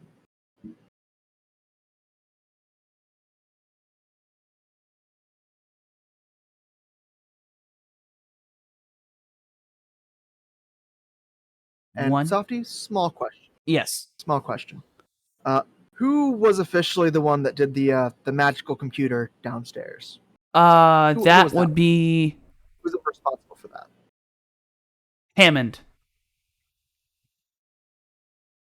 Would that happen to be one of the spirits still residing in a particular snake, mate, or was that the one we ripped to shreds? That would, Hammond was seemingly destroyed by his own creation, as his spirit is nowhere Gotcha. to be found. Okay. The only other person, funnily enough, the only other person who has any name or seeming connection to the Mark Project at all was Dr. Richter, Bloody Mary. That's the only other one that you can think of that's actually connected, who has not already been eradicated by the thing you all just eradicated. Mhm.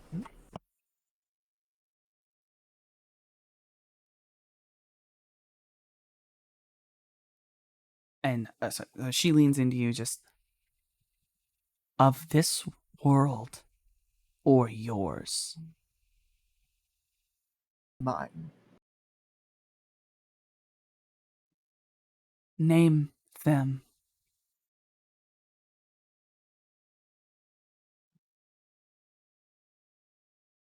One Dr. Hammond. Full name, if I... Yeah, me it's player Virgil. forgets it, I Virgil don't know the- Samuel Hammond is actually his full name. Virgil Salmon Hammond. Who is no longer on my plane. And one Dr. Richter, who is.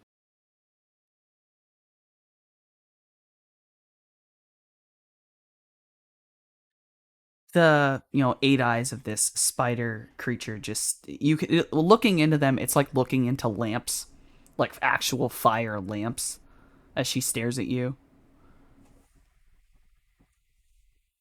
She takes this information and you watch as she kind of backs up, and it's not a transformation. You've seen this many times with spirits. It's more just a shifting of phase, and she's returned to that slightly humanoid appearance. And you kind of get the vibe that if this isn't her natural state, she is definitely using it to maybe communicate better with you facially, as you can't really read the facial expressions of a spider. She, is sat down, kind of almost, hands on her stomach, I suppose. Thank you for telling us. I We can will make you one offer. an offer. I plan on hunting her down.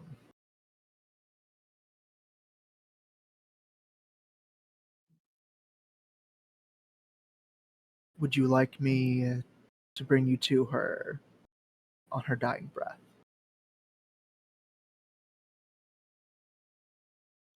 The female spirit sits up and she looks to the two who have now come from the water and have come onto land, and she walks over to them very carefully. They all three kind of put their hands together. You can't really see what they're doing, but then it's left with her. She pulls it away and she reaches her hands down to hand you something, and she hands you what can only really be described as like a string doll,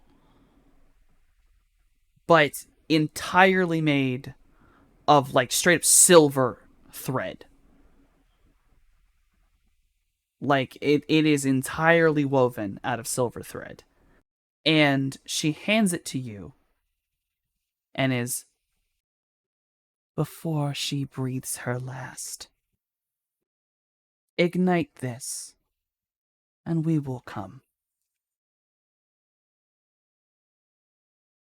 As long as it is her end, we may also assist in her end. Your choice. As circumstances demand. And he will go ahead and hold out his hands to take the doll. And Cloudy, hold out his hand to shake. She shakes your hand. Pochli does his sort of like watching over the deal. You may put down in your inventory, because you will take this out of the astral with you, the silver string doll. And you can actually put down, you can put it in context if you want. They won't have a loyalty or a connection, but you can mark them down as you now know these are the Fire Silk Sisters, is what these spirits call themselves.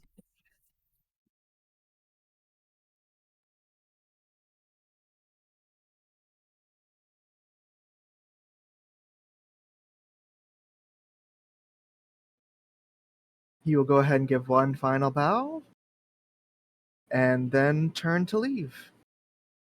Nodding at Mojave. Yep. Work is done. Waiting, well behaved off to the side. So yeah.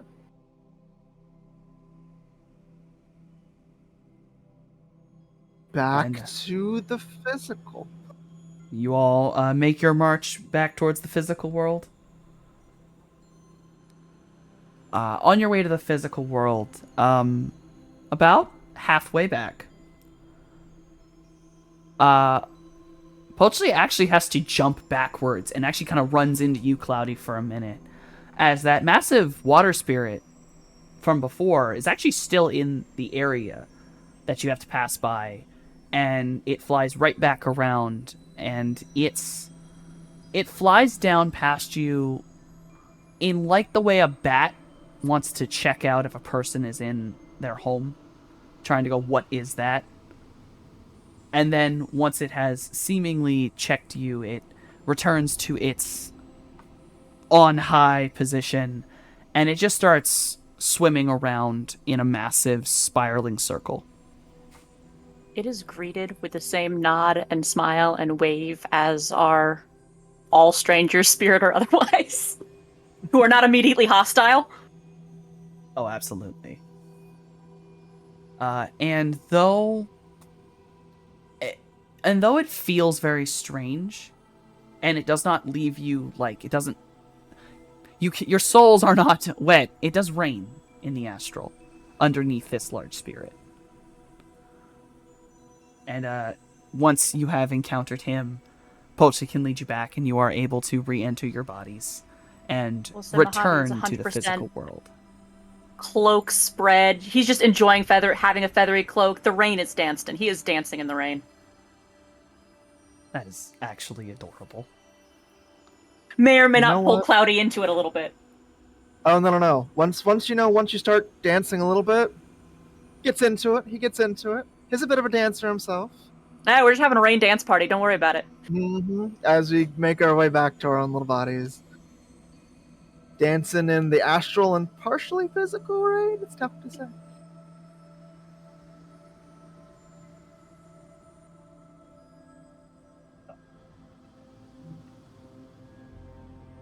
You all make it back to your bodies. And is there anything we both want to say to each other now that you're back in the physical world? So I really am a bird. Yeah. Yep. And I can use a damn drink. Finger guns. And All with right. that, with the image of Cloudy and Mojave headed off to the bar, we're going to take a break.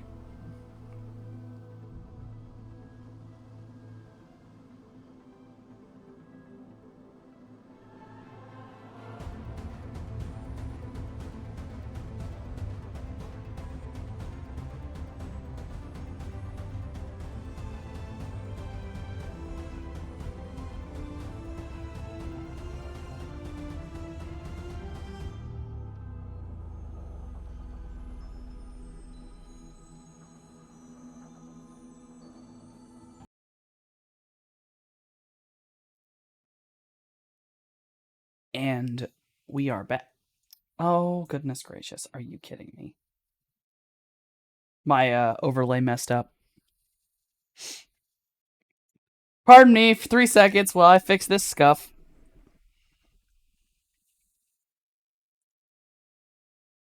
Fixed it. Sorry. I promise. I am a professional GM. Absolutely. So, we're back. When we left off, Cloudy and Mojave went on a magical adventure in the astral plane and had a wonderful time. And now, as we return with Run the Flood, our next little mini-sode spotlight will be on our wonderful Morningstar. So, Morningstar, what are you doing with your vacation time?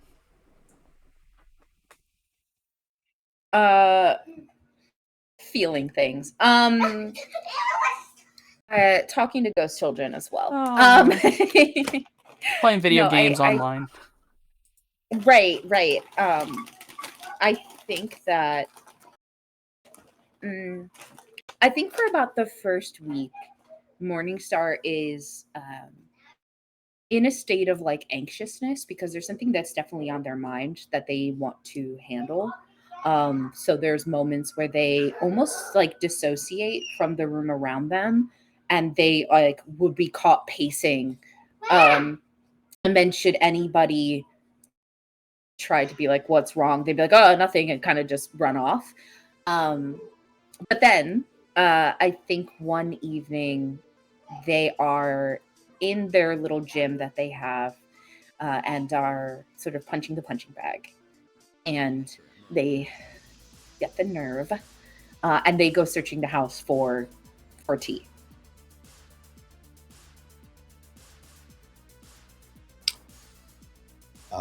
Very real possibility, depending on the day of the week, that he is either in the hot tub watching the game or is on the couch playing on whatever game console is in right now. Right. Oh God. Okay. I think oh man, I think that Morningstar like at first just kind of like lingers in the doorway watching T playing their game or whatever, and then eventually gets a little closer and is maybe like behind the couch watching them, and then eventually comes around and says, T, can we talk? I have a question. He'll click his tongue and pause the game. Toss the controller down. Look over. Is that what you're circling about? I hate this. Yeah.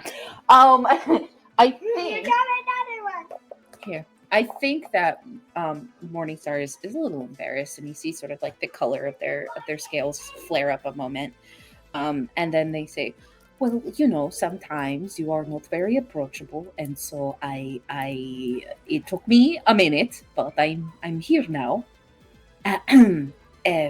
So the other night. Hi. Yes. Okay. So the other night, I don't know what's kind of happening up here with you lately, but the other night when we were finished fighting, you looked at me in this way that made me feel scared of you, and I don't want to be scared of you. But then I realized my problem is that I am scared at all. I don't want to be scared anymore. I need your help.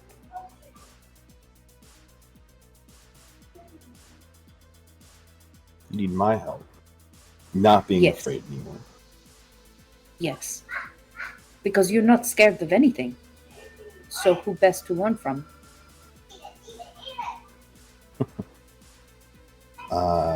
I don't think you want that. No, I don't want to be scared. I know that I don't want to be scared. We go against some very crazy things, and if I am scared of you, and that could put us as a group in danger when we are facing things that are scarier than you. I don't think you want me to help you. Why not? You know who taught me? I think He'll there's sit a up very straight and he'll lean forward, kind of places the metallic elbows on the knees, and just the red eyes burning. That's terrifying. Okay. Morningstar Morningstar's scales kind of flare up again, and you probably see out of the corner of your eye her tail like twitch as like a sign of that fear. And I imagine that what would normally her mismatched eyes would look kind of like regular pupils would thin out and narrow in the way that shows her like snakiness. For a moment, she feels that fear again, and then it opens up, and she recalls some deep dive lore that she found about T when he was younger, and wrestles for a moment with telling him that she knows about his past, and then simply says to him, "No, who taught you?" It wasn't my family. They were killed in front of me during the Blitz. It was the person who raised me afterwards.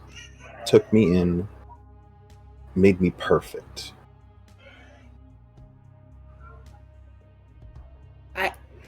I think like almost like a shiver runs down her spine because she doesn't know who that is.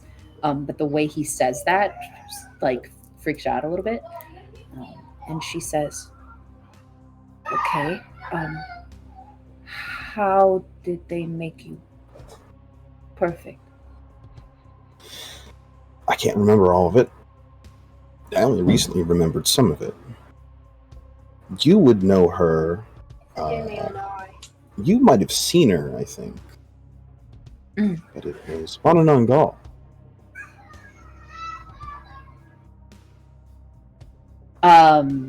Morningstar is frozen in her seat at this point, and there's sort of mental calculations happening. If T could like see into the Matrix, right? I think it would be like on the fritz. He would just see like glitches of information happening. And she would furrow her brow and then say, I see. So you were one of the children she took, like Starry Eyes. Yeah. Her brother. Yeah. Okay, but okay, it doesn't matter. I mean, it matters. What happened to you matters. It's You want me to do for you what she did for me. Think about that. My family was dragged outside and killed while I watched. And then the corrections began.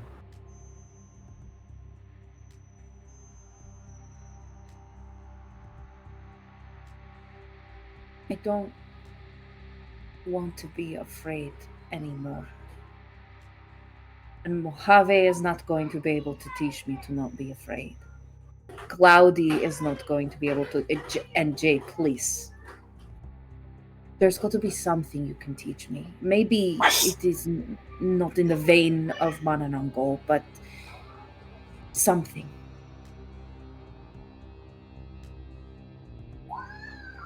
I can try. But, I mean, you'll pick that up as we go. Right? You've experienced some pretty horrible things. It's not going to get better. And the more you're exposed, the harder it'll get. But if you have some idea of what you would like me to do, I'm listening. Because my idea, I don't think you're going to want to do.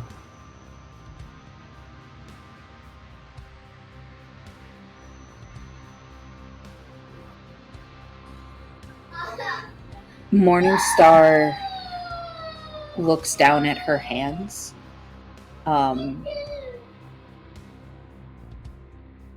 Oh God, what do I do?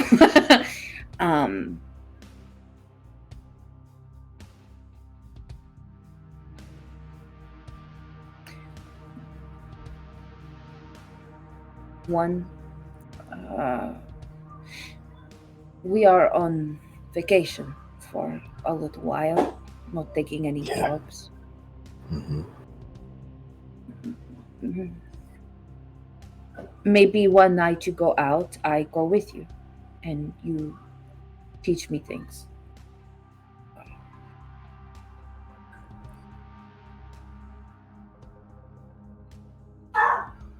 Okay. I can do that. Okay. Also, and you can see she's like trying to almost like psych herself up. And she stands up and she removes her coat that she's wearing, like her little not really like a zip-up hoodie, but similar, just like a light thing she's wearing, and she takes it off. She stands up and she kind of rolls her shoulders back, and then her whole body tenses up where you could see like she's got a lot of like of this lean muscle that is just all over her, and so you can see it all tense for a moment, and then she looks you dead in the eyes and says, "Hit me."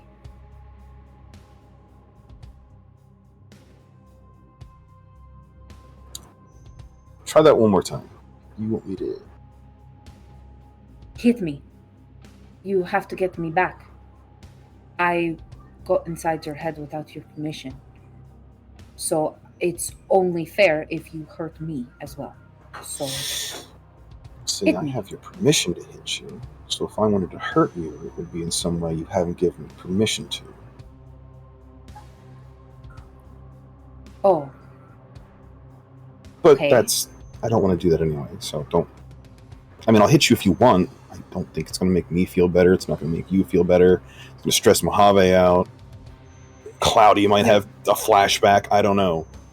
You're not wrong. They would be upset for sure. So, who...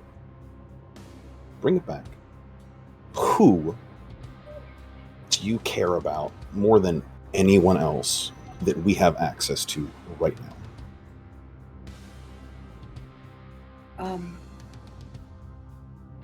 Mojave? Okay, we gotta kill Mojave. What? You want me to help you? That's how I help you. That is actually just crazy. That's literally crazy talk. That doesn't make any sense. Why Do I would you seem hurt the super person who's a appealing part to you? You're afraid of him being hurt, right? You're afraid of Mojave dying? Yes. Okay. Well, then you become that thing. If you can think of someone else, we can kill someone else. But that's how I got over it. I didn't start out liking this. I was trained. And you like it now. Now, yeah.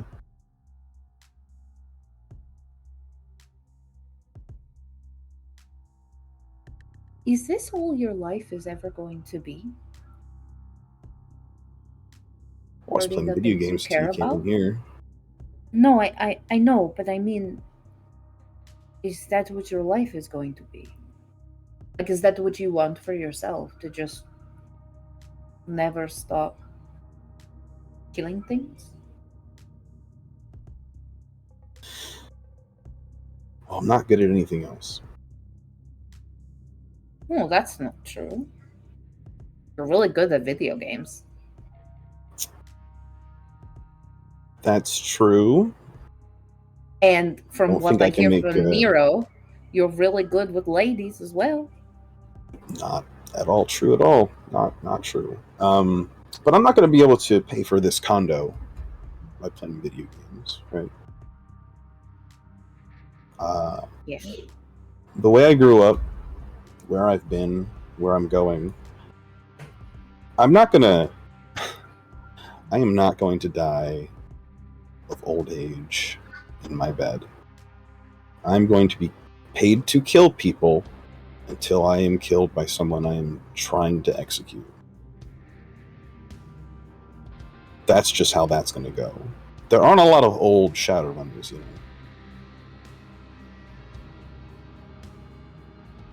But I don't want that for you. I don't want you to die. The same way I don't want Mojave to die. I You're care afraid about of you it. too. You're afraid of Yes! the consequences. Okay, No, well, I'm afraid of you dying. You matter to me.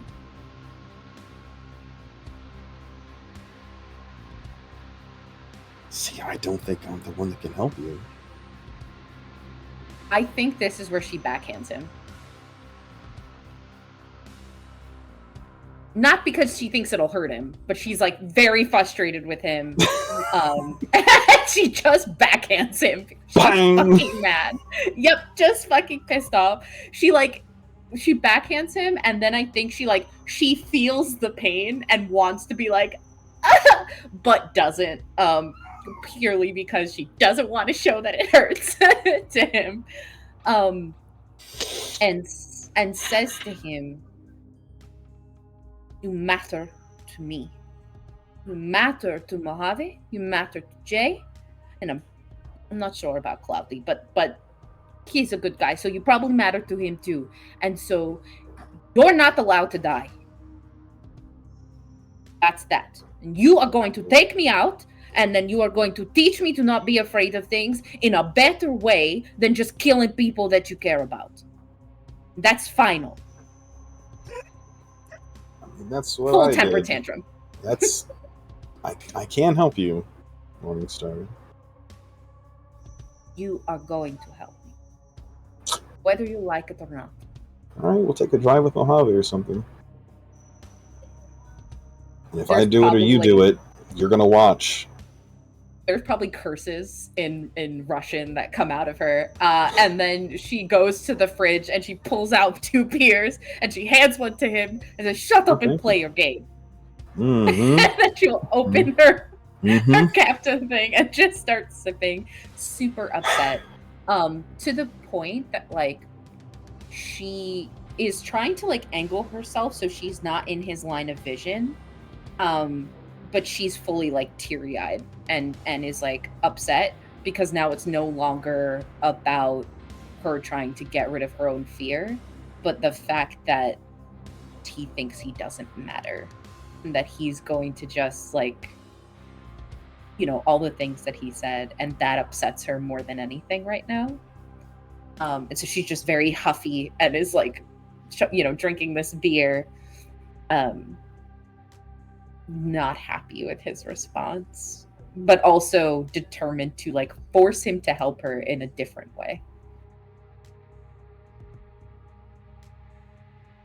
I mean, he drinks the beer and just kind of goes back to playing his game, and he'll keep glancing over at you, very like, I don't know what you want.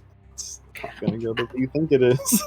If I'm allowed to, through like AR Matrix shit, I wanna like fuck with his character a little bit, just like every once in a while, just fuck with it, because I'm annoyed at him. I'm not even gonna. Screw with the RNG See, a little bit. I don't Yes. want to. I don't want to make you roll because of the glitch. You gotta do it. You gotta do it. But I kind I of want to gotta- make you roll for this. I will Make say me one way or the roll other, this would be a hilarious time for Mojave to walk in. It's that or I glitch while. It's that or I glitch while fucking doing watercolors and I punch Mojave on accident. Just Make me roll. just me roll. Don't make. Roll hacking, and all I'm trying to Okay. see is if you get any hits or no hits. If you Okay. get no hits, this turns Okay. into a critical, and this gets really funny. Okay. We're fucking out here. Hey, we got 5. We got 5, bitches. Perfectly fine. You do glitch though because of the redeem. So yeah, you're able to hack into the machine, but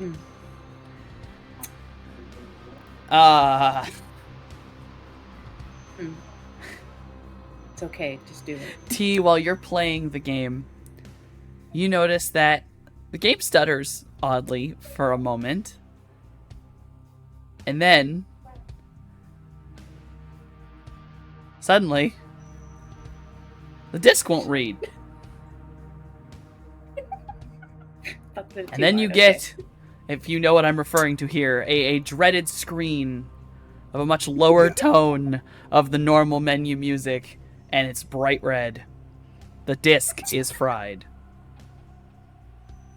I remain motionless, but I think because I glitched, and you probably look back and you probably see her like bleeding out of her nose a little bit. She just remains composed with this beer. I mean, he was rubber banding in offline mode. What could it have been, you know? It's like, that's not how that works. So, you know, just sat there pretending like I didn't do anything, but fully like bloody nose and just like, you know, stoic. You know, yeah, I'm gonna need your I'm gonna need your part of the rent, like tonight. In an instant, he gets $2,000 or, you know, whatever, new yen, sent to his Alright. account. All right, you know what? We're okay. You and me are okay. Well, seeing as how my Donny game station just bricked, I'm free tonight. You want to go out tonight? Yes, I do. And I will wipe the bloody nose away and then stand up, ready to go and put the beer down.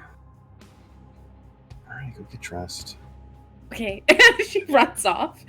He's just Tom- checking whether it's the disc or the game station. Just like, motherfucker. It is just the disc. Oh, fuck, thank God. God damn it. Yeah, no, if it had been What a I quick would- glitch, it would have been the whole game station, and it might have lit on fire. What I would have loved is if it's like the disc isn't actually fucked up at all. But no, that's fine.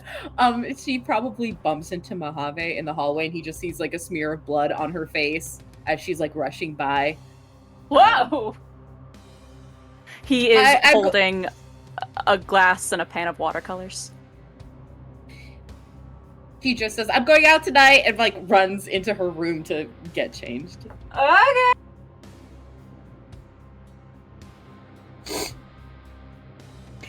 From the loft, Wait. Is it party time? Is it party time? It is not party time. Just hands on his hips, looking down like, this is my vacation too. What do I gotta learn? I mean, it could be party time. Mojave standing there with his watercolors. I don't know what they're doing, but you wanna go, Cloudy, you wanna go party?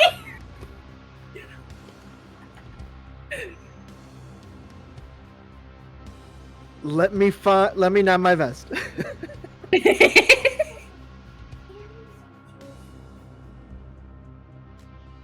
Yeah, Morningstar will come back out, and they're wearing sort of an all-black jumpsuit situation, and boots. And there's like, it almost looks like circuit boards running all over her suit. And it's like every once in a while they change from being like a neon green to a neon blue. And so they just every once in a while will sort of shift. And the jumpsuit doesn't hide her tail. And so she like, you see her wrap her tail around her waist and then throw the jacket on so that, you know, it's not so obvious that she's got this ginormous tail. But she's ready to go. So everyone gets all cleaned up, all dolled up, all ready to go. We're gonna say, T's gonna knock on Scale's door while they're getting dressed. Oh Lord, okay.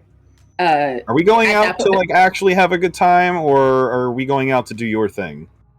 Oh, you hear through the muffled door, and she opens it, and she has like, she's pulling on sleeve, and says, "Oh, are they coming? Is that why you're asking?" I don't know.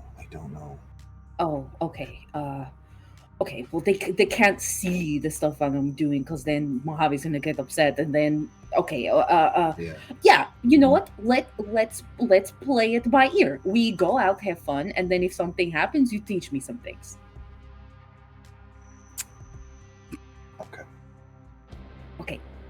Okay. And she's very much like a little kid at this point, where she's just excited that like he's gonna do the thing, right? And which is stupid to think, but that is what she's thinking. He's gonna go put on his magic suit. oh, you put on your magic suit. Mm-hmm. By the way, this is actually the first time you've put on the entire ensemble, and it is perfect. Like, that thing fits you like it was the most expensive tailoring job possible.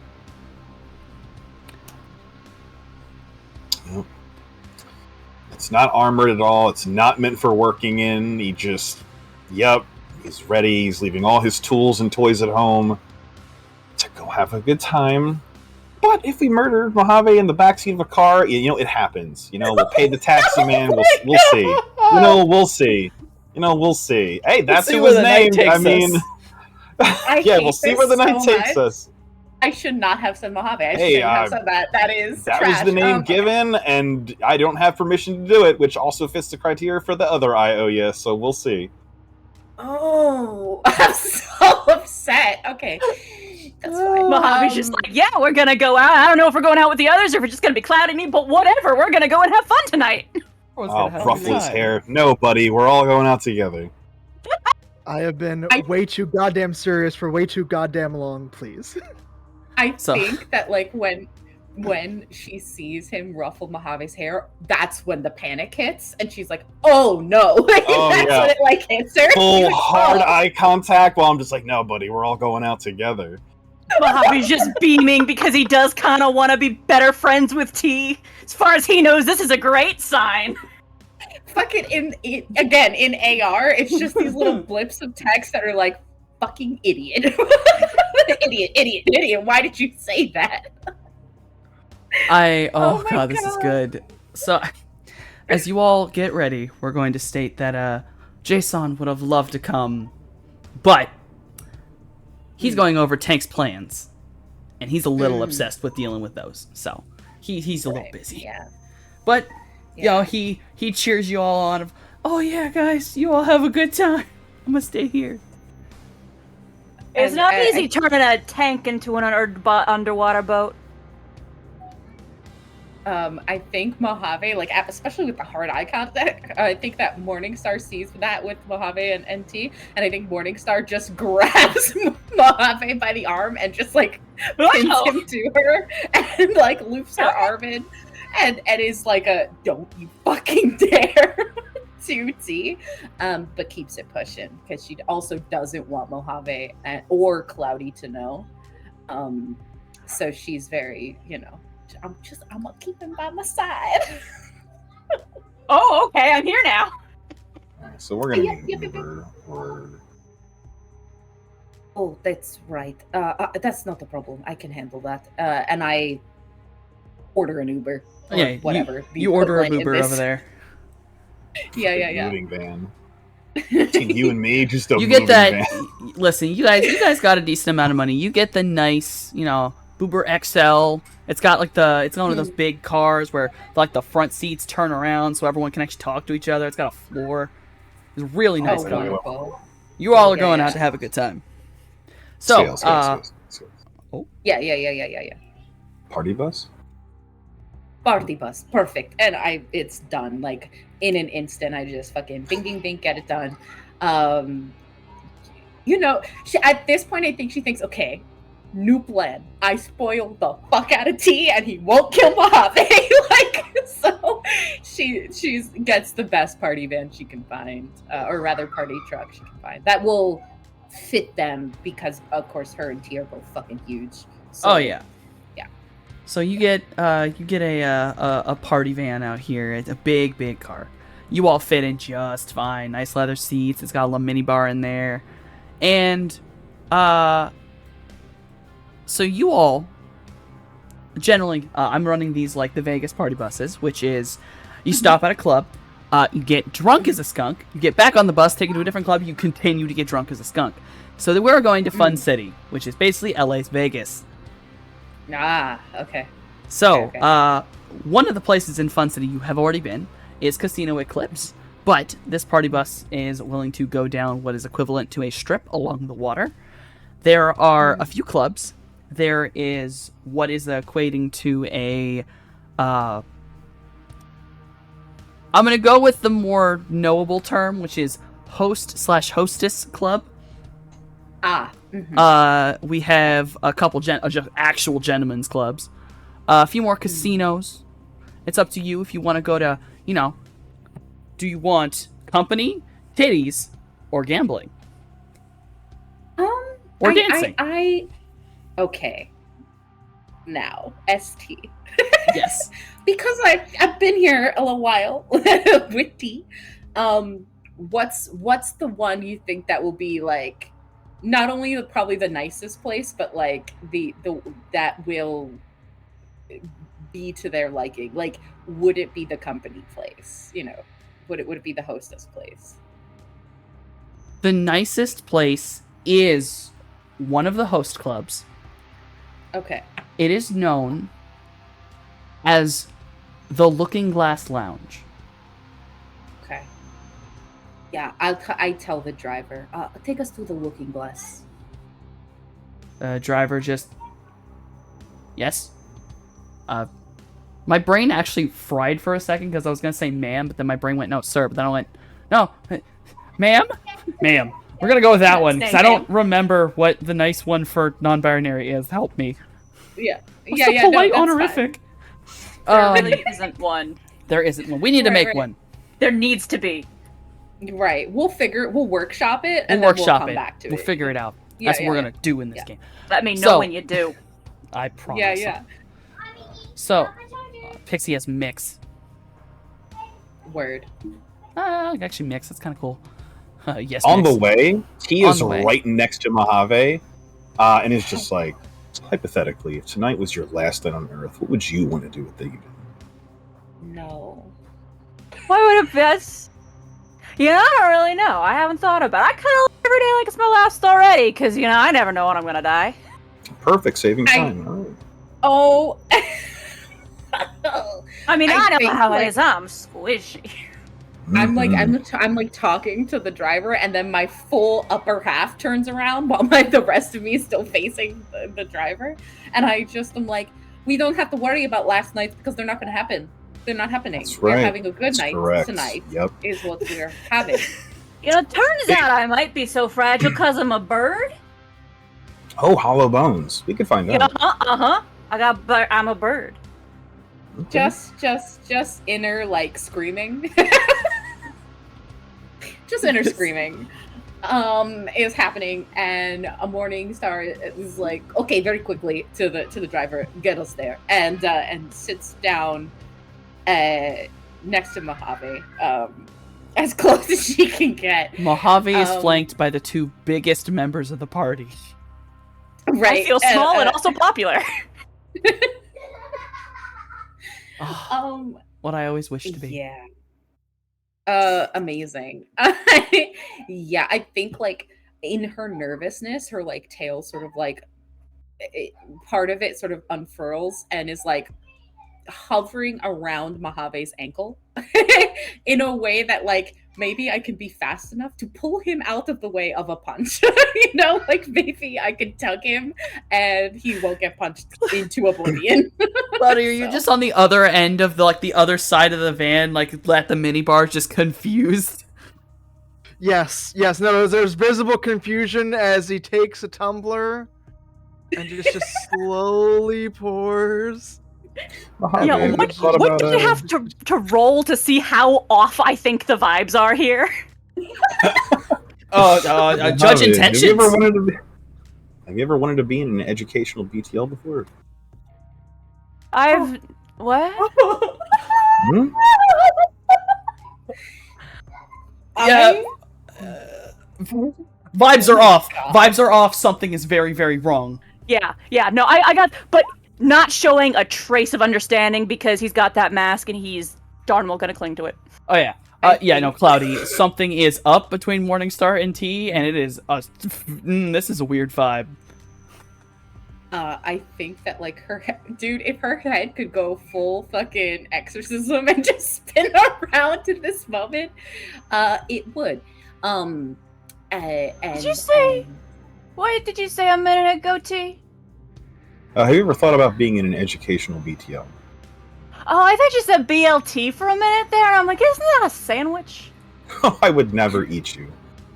I sure hope not. Ugh. It tastes like fried chicken. Jesus Christ. I don't think I'd be very know, nutritious. think You've seen the I kind of don't, stuff right? I eat. So I have. Morningstar's smart.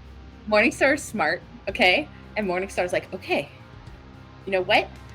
He's doing this to get a rise. And the way that I beat this is to chill the fuck out. So her tail kind of hides away again, and her breathing evens out to where it's like a meditation practice where you can almost like stop your heart in a sense, right? Like you just, everything about you kind of evens out.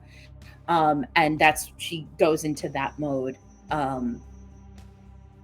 And she is very quietly, just in the Matrix, figuring out how long is like answering time for police, for fucking, not police, but like, for Emergency help. service. Emergency services.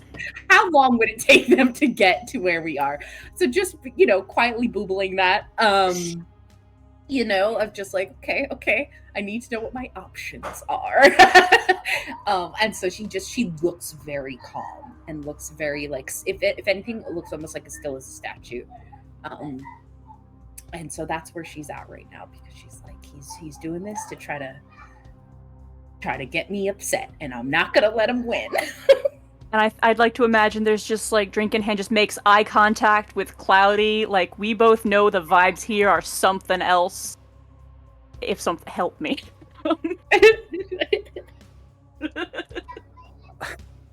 So you all arrive at the Looking Glass Lounge. Okay. Cool. It is a rather lovely building. Very bright, shiny. It's got all the neon on it. And it's very obvious themed around rabbits and cards and things like that.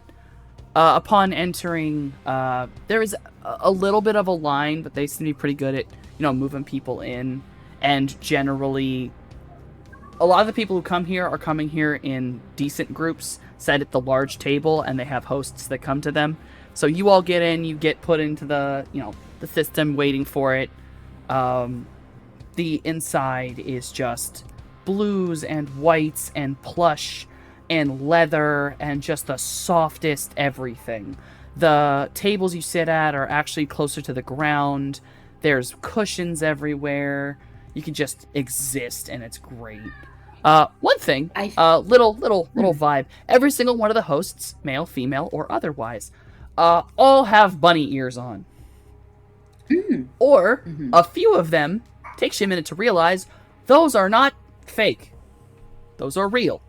Some people actually have cyber versions. So there seem to be shifters here. There seem to be cyberized people who just simply have given themselves augmentation to look like a rabbit. And people who are just wearing costume. Okay. I would say that I know at least a little bit of T's tastes. And so I would have, like, when they were all going to go sit, I would, like, stop the, kind of main person we were talking to, and say to them to bring people over that have, bring a few women over that have cyberware, that have been augmented. Sort of to the preference. The young man, he just kind of pauses and goes, only women? I also know, like, I know that Cloudy is gay, right? Like, I know that he likes men. He is. Cloudy is. Is he bi? Is he pan? Yeah, What's his pan by what? Just his. Okay. his into it. Okay. So His what answer I'll is say yes. It's do Okay, they so consent what- and are they right. hot? Bet. Right. So what I say is, bring a mix, but the ones with cyberware, make them women. All right, we can accommodate that easily. Wonderful. Thank you so much. You're a doll. And I go back to the seat and I act like nothing's up and just sit down So next to Mojave. In fact, I will purposely put myself in between T and Mojave, so T can't be near Mojave. Already sitting right next to him. You can sit on the other side, though. No, I squish. I squish. I'm imagining like slithering under the table and then popping up between them. 100%. Oh, hello. 100%. Okay. Oh. Scoot over. So Hey, that's kind of Well, rude. you all sit down, and a waiter comes over. He passes out a couple menus. That's a very simple list of menus, almost like this finger food hors d'oeuvre style idea. A massive drink menu. The drink menu's huge, and they offer things like wine, bottle service, anything you could choose from. Like, if the menu is like, maybe 4 or 5 items, drink menu's 100 items. They must have nearly every kind of booze you can imagine. Like, they gotta have a wine cellar here, given how big the section is. He passes those out, and he just sort of pauses and goes, so, here are those. When the hosts come over, they'll be the ones who will tell us the order. You just tell them what you need, and they will make sure you get everything. I hope you all have a lovely time here at Looking Glass Lounge. And he walks away, and only maybe a few moments after he leaves come this parade of individuals. All of these individuals have some kind of augmentation. There are 2 men, and there are 3 women. All of the women, though, at least clearly female presenting, have a lot more augmentation. One lady actually has modified legs and tattoos. Another person has some modified arms.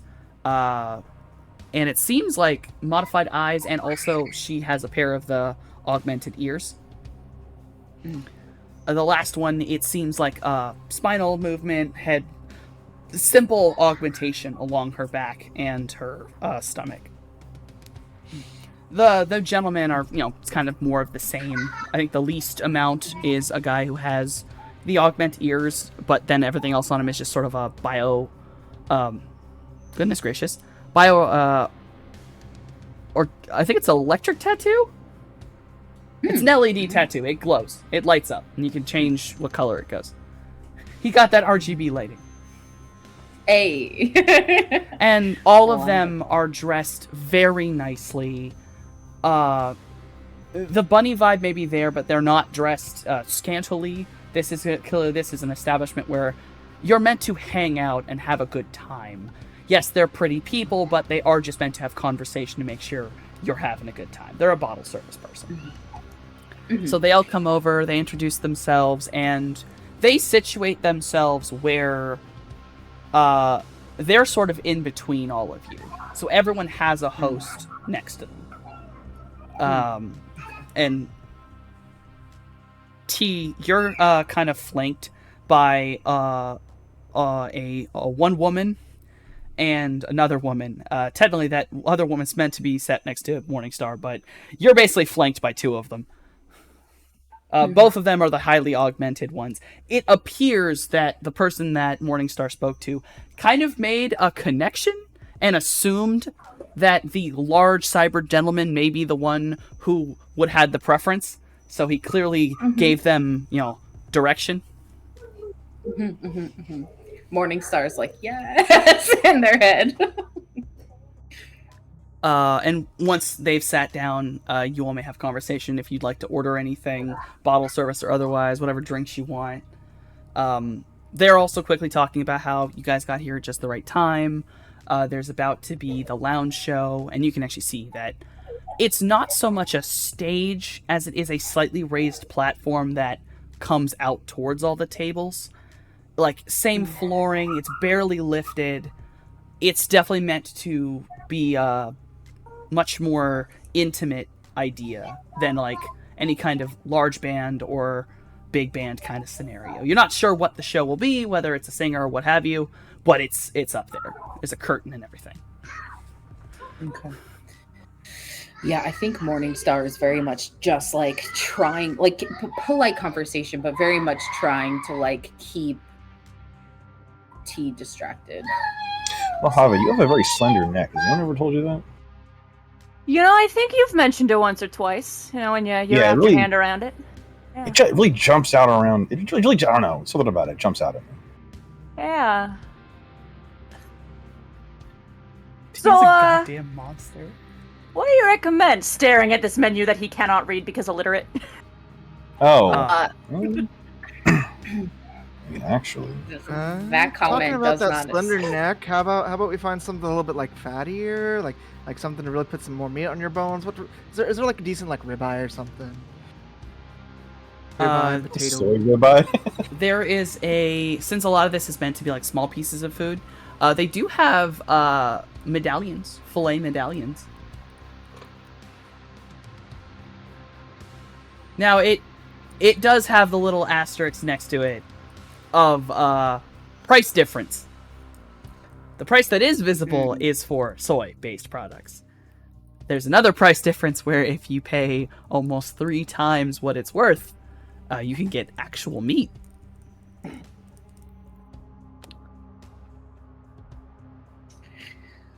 Oh, I think fuck. I like that comment from T is not great. Yeah, I don't know why you thought he was bluffing on the bus, dog. I don't know.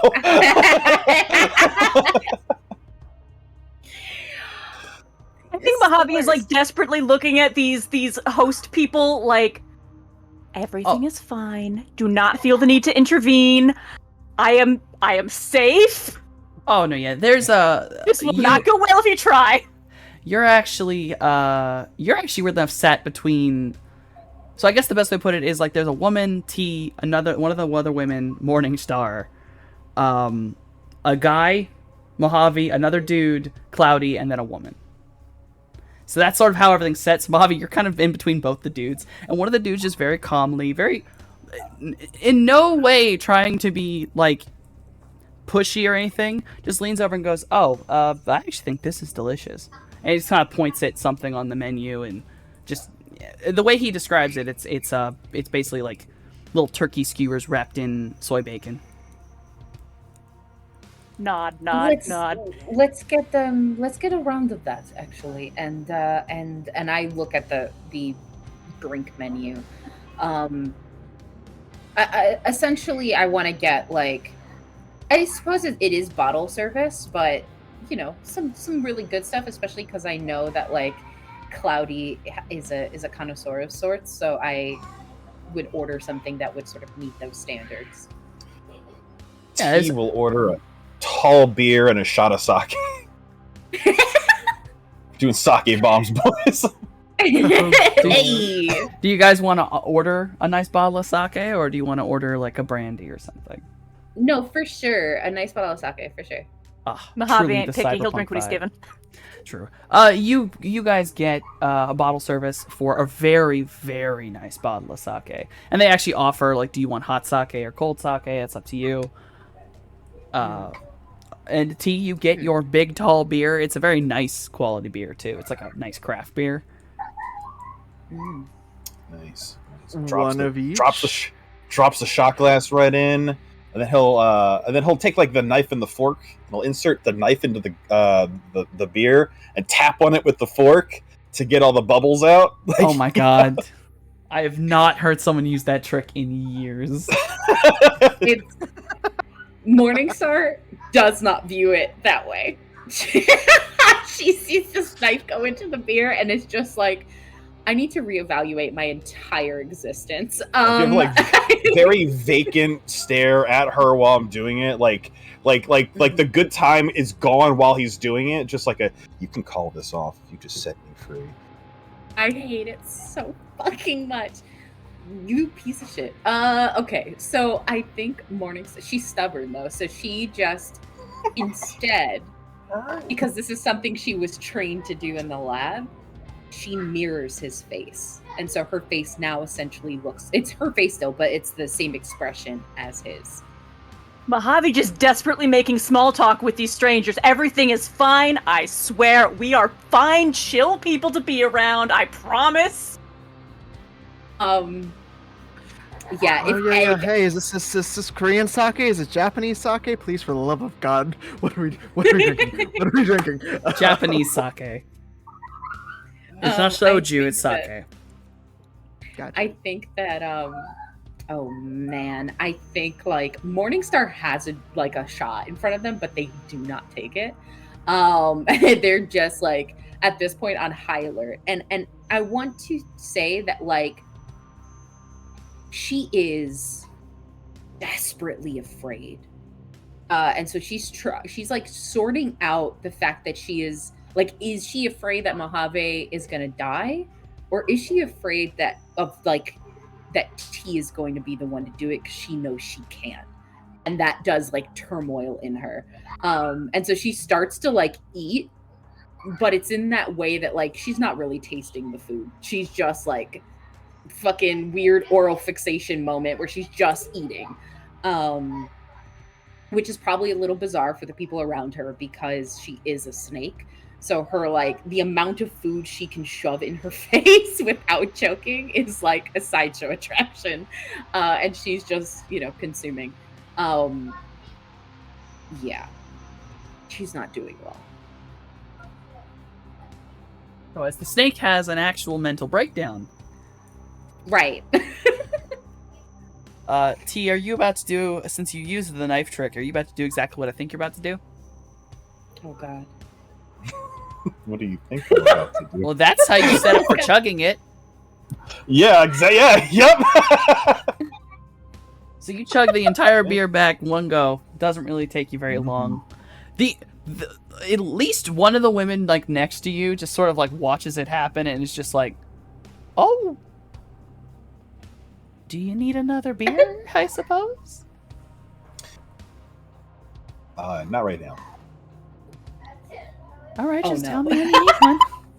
Yeah, not just yet. I want to see how this one hits first. Oh, my God. Also words Morningstar doesn't want to hear. Amazing. Yeah, I feel like Morningstar has not yet touched her shot. I feel like when nobody's looking, Mojave will just steal it. He kind of needs it right now.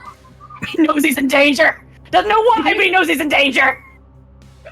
So Mojave just sips that. That's my shot of sake now.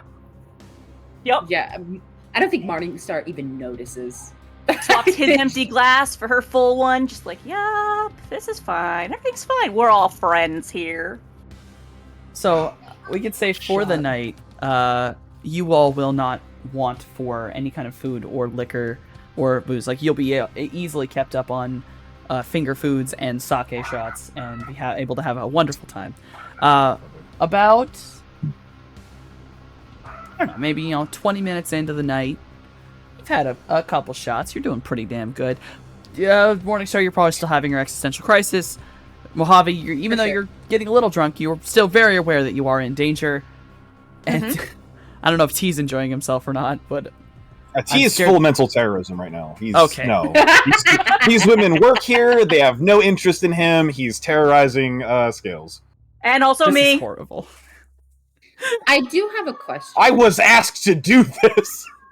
I have a question. Yes. When I look at T, is he enjoying it? Is there any telltale signs that he's enjoying doing this to her? T? No, he didn't want to do this, but you asked him, so he's doing it. Okay. He's Okay. not savoring No, I this at all. He's just Okay, like, I'm just- sure, I'll terrorize you, I guess. Okay. Ugh. Okay, no, I'm I just guess. saying. I'm just saying because I've seen him do similar things with his fists and enjoy it. So that's why she needs to know if this is a full sadist moment or if this is the lesson. You know what I mean? She's trying to decipher. Okay. So mental terrorism is happening. Amazing. I think that oh man, I think at one point she gets up and she's like, he's going to do something, but he's not going to do it here because we're in front of a lot of people. And if I'm not here, then it defeats the purpose, So she gets up and she's going to go to a bathroom, whatever restroom they have. She's going to go there. And she's going to check if there's anyone in there first, like full, kind of lean a little bit to see if there's any feet in the stalls. And then if there's no one in there, she will fully break down where she's like sobbing because she knows T's right. And that she knows that she's not capable of doing what he was essentially put through. And then feels so much rage that she punches the mirror with the intent to break it. I'm gonna I say don't know if she breaks it. But it's a mirror, and it's not actually that hard if you're putting all your force and weight behind it to break a mirror. So I'll say, yeah, you punch for it and you shatter the mirror. Part of it falls off, some of it's just sort of cracked and still hanging up on the wall. Yeah, and in that reflection where it's sort of broken up by these broken pieces, she one half is the golden eye and then the other is the green, and it makes her think about who her mother is, who her grandfather is, the things she was put through. And at this point, her fist is both swollen and bloody from the earlier backhand that she gave to T and from punching this mirror. And then she grabs one of the pieces and she hides it to where it's essentially it's in her hand, but it's hidden by her coat. And she has a realization. And a final tear falls. And then she goes back, she wipes up her face, makes herself look, clean and normal again. She goes out and she sits at the table and her face is exactly like T's, where there's nothing there. There's no emotion in her eyes, and she sits down and she has a shot and then bides her time. So yeah, the other day I found out I'm a bird.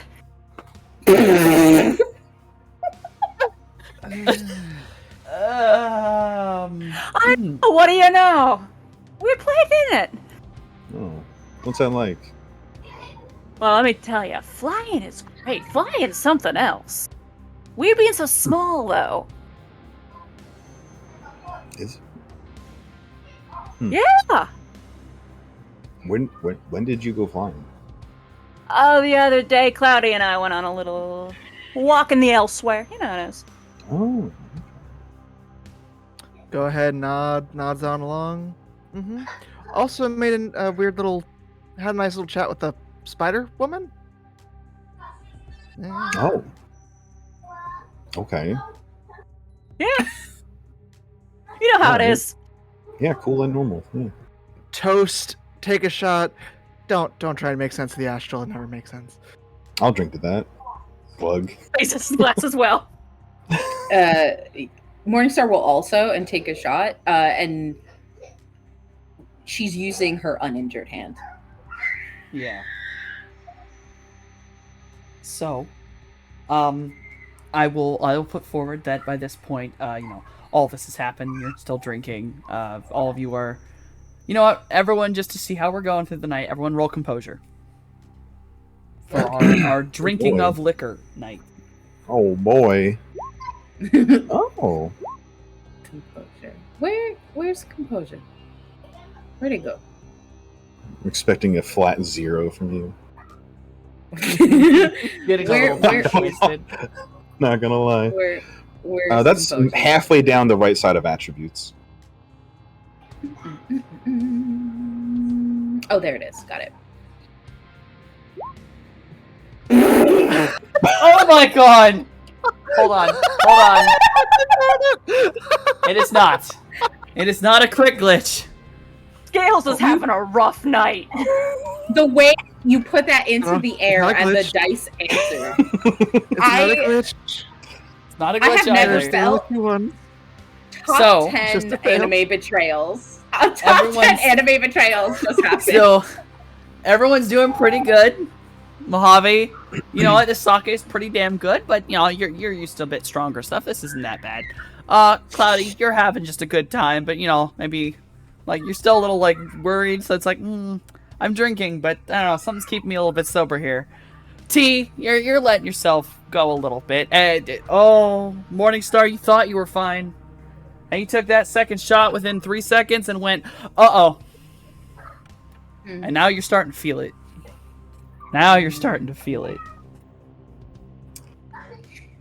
Fuck. Okay. If there is a moment when Mojave is, because we're out drinking, right? Yes. If the moment Mojave at any point stands and has to go to the bathroom, T will also be like, you know what, I gotta go too. You piece of shit. One question. One question. Just how much absolutely freaking the F out does Morningstar have the moment he's gonna like, I gotta go too? Okay, so here's the thing. Some thoughts were thoughted, Here's the in the bathroom. And I think, right, like, so they're you see, like, okay, they're definitely like sloshed because of the way like their body is super relaxed, right, and they're like super leaning into the part of their seat. And I think when that happens, all you would see is this like singular eyebrow raise. Sorry. Oh man, question: Is there still lady in between me and T? There doesn't have to be if you don't want her there. I don't. The I minute don't you wanna came go. back, if you wanted to sit next to T, you could have shifted her over. Yeah, for sure. I would have done that. I mean, yes, Andy, let's fucking go. I'm here. Yeah. And I think the minute that he says that, do I do it? Okay. I think that Morningstar looks up at him and looks him in the eye. And I think he gets a message from her over his, like, you know, comms, whatever. She's not speaking. She's doing it through her abilities. And she says, "You asked me who I cared about most. I lied." And she stabs him in the leg. Stabs me in the leg? Yep, stabs him in the leg. In this, yeah, she stabs him in the leg.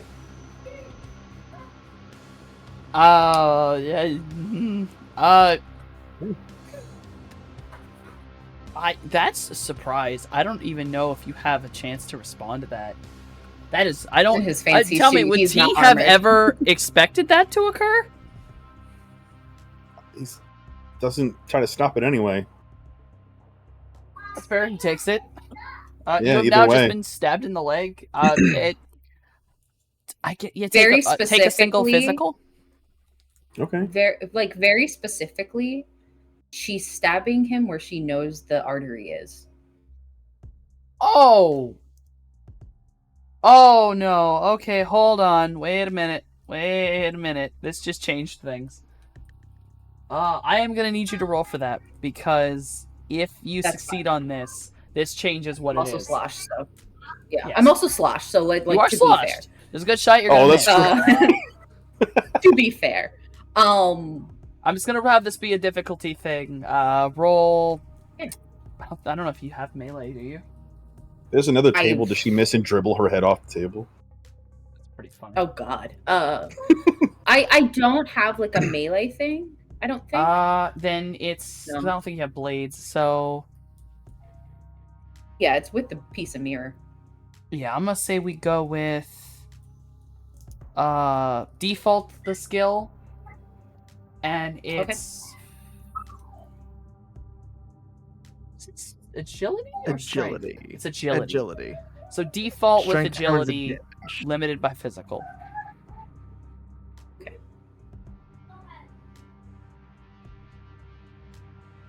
I'm scared to hit the button. Okay. Isn't that the point? Chastity is scared to hit the button. The fucking. It's a 2. It's a 2. It's not a glitch, It's but pretty it's good on a glitch. 3. It's pretty good on 3 Yeah, dice. That's actually really good. Yeah, for I you don't- guys. I don't have a lot of dice, but it's a You 3. don't hit the artery. But Okay. You get really close, and I think you stab it a little farther. I don't know if it's more than you meant to, or you meant to go this deep. T, it changes now. I'd like you to take 2 physical damage, as this is actually going much deeper into your leg than I had originally understood. I think that like when she was in the bathroom and she was having this breakdown, while she very much loves Mojave and she very much loves like the whole group, the person when she had an absolute fucking, you know, flashback to her past back in oh my god, right now players forgetting their name, but the essentially the vampire clinic. Frenzy's Torpor? clinic. Frenzy's clinic. Yeah, Frenzy. And she, you know, broke down. The person who came to take care of her and make sure she was okay was T. And I think she has this moment of being like, no, the person who matters to me most is T.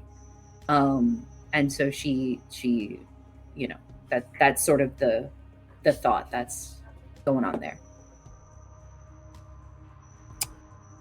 Now, is it like a under the table stealth stab, or do you like full on like? Oh no, I think it would be stealth just because she doesn't want to like scare the people that work here, or cause so much of a scene that we all get in trouble. But she's making a point, and so it's as stealthy as possible. Okay. He doesn't let anything on, especially since he's been drinking. He'll just kind of like twist his thigh and like either snap the glass off or take it with him and just move to follow Mojave anyway. Mhm. And he will text back on the way that bargaining is one of the stages. There's no response, and I think she simply says, because Cloudy's still there, it's time to go. The next part is going to get ugly. She says the next part is going to get ugly. Jeez. What?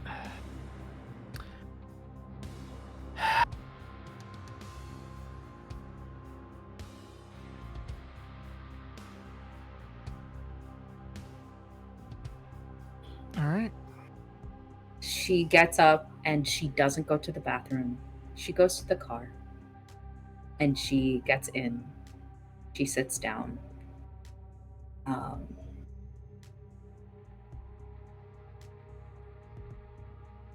And then she waits.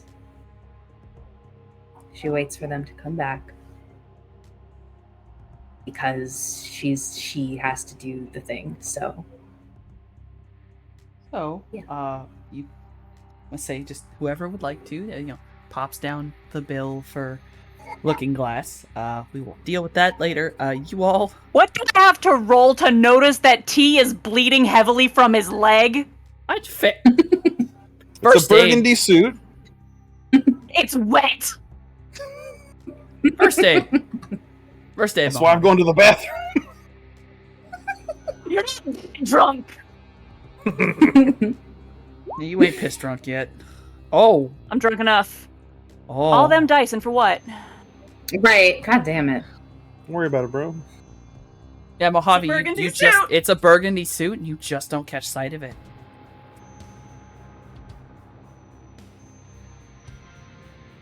Too busy watching T's face, watching T's hands. Playing up the drunk a little bit, just so that maybe I'd have an extra 2 seconds.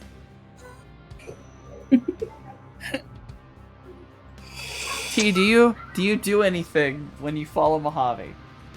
Yeah, take a piss. Okay. Damn, got up Have a to good go to time, the, actually Mojave? go to the bathroom and you got stabbed for it. Bro, mental terrorism, I'm telling you. Jesus Christ. She was like, no, don't kill Mojave. And I'm like, I'll try to help you, so this is how we help. Mental terrorism the whole time. So when everyone is done and you head back out to the car.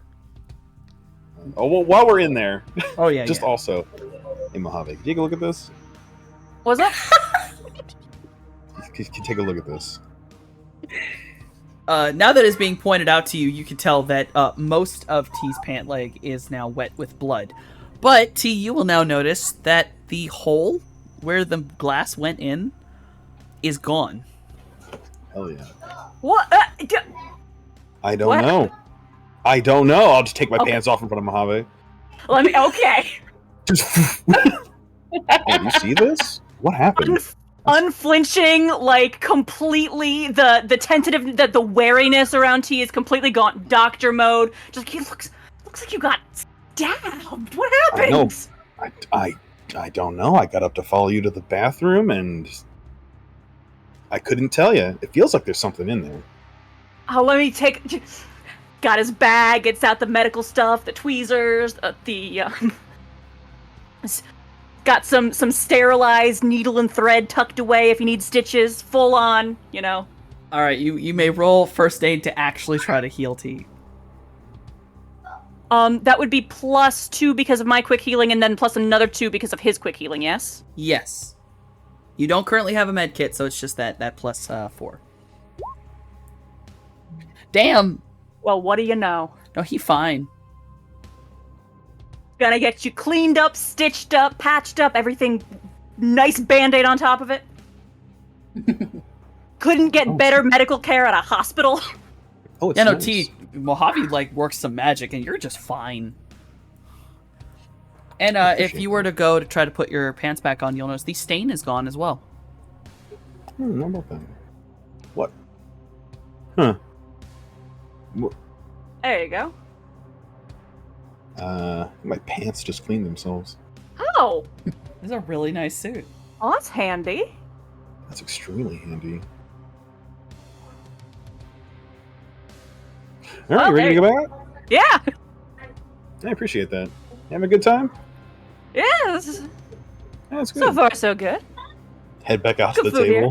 table. Just, And I guess they left. just outside the bathroom, Cloudy is waiting to collect you two.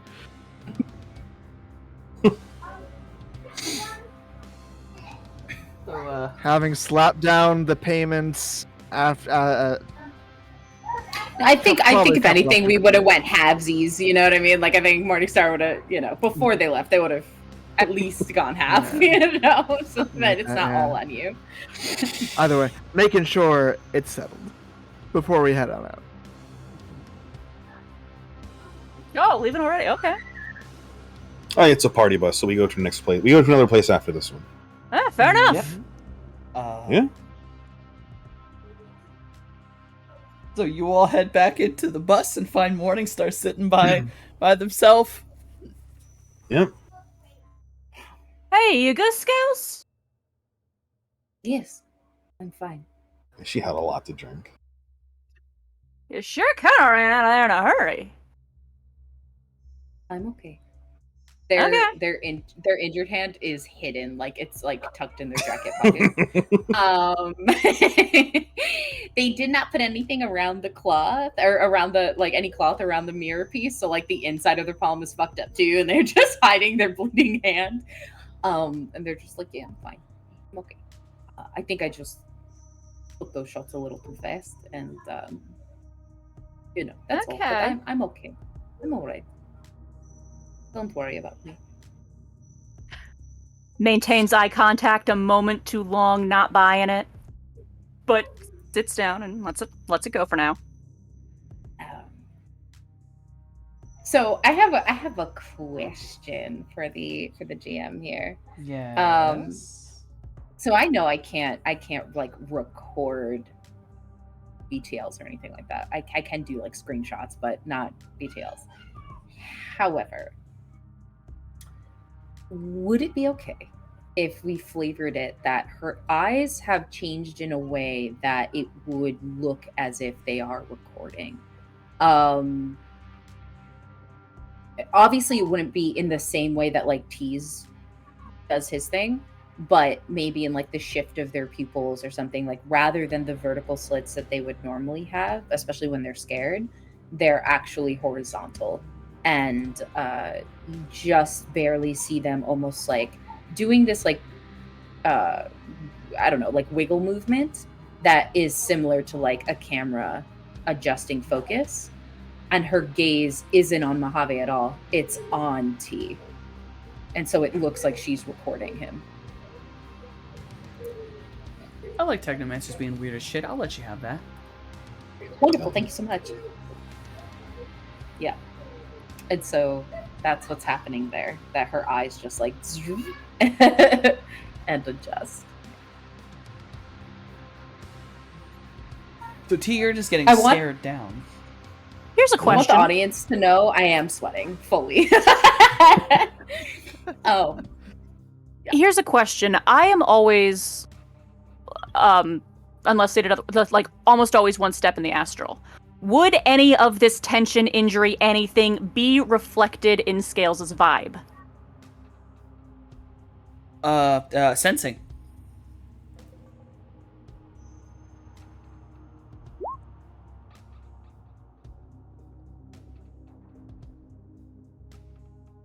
Two seconds to let me check the table.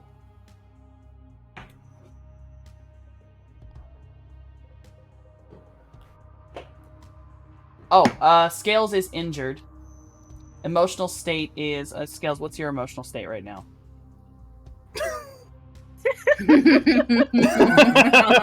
Stressed. Mm-hmm. General health What and general is- emotional state. Okay.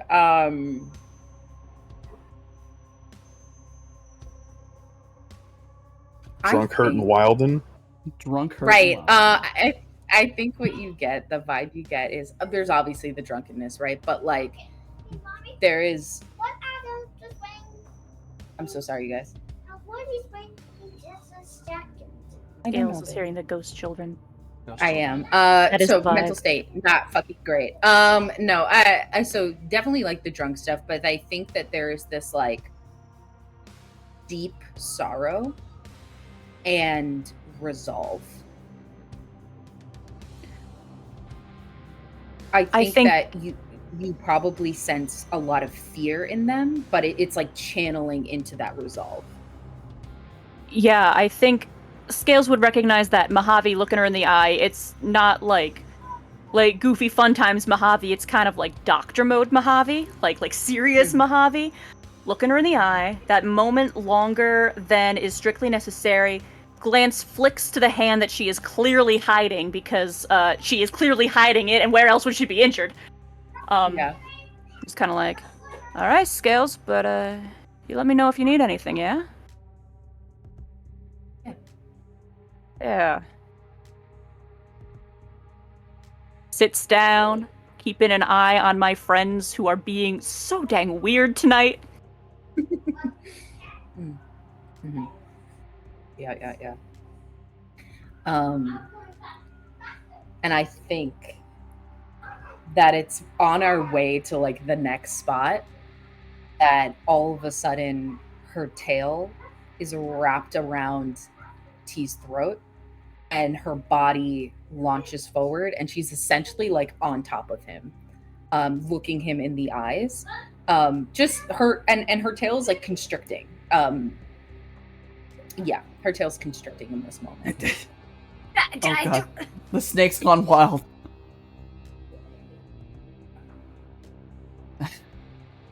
But her eyes are doing that thing, that like Oh yeah. camera focus thing. Yeah. Yeah. You are actively being attacked. What are you gonna do? Just sit there and look at her. So her face is showing no fear, but it's out of the golden eye that a tear falls as her tail's constricting.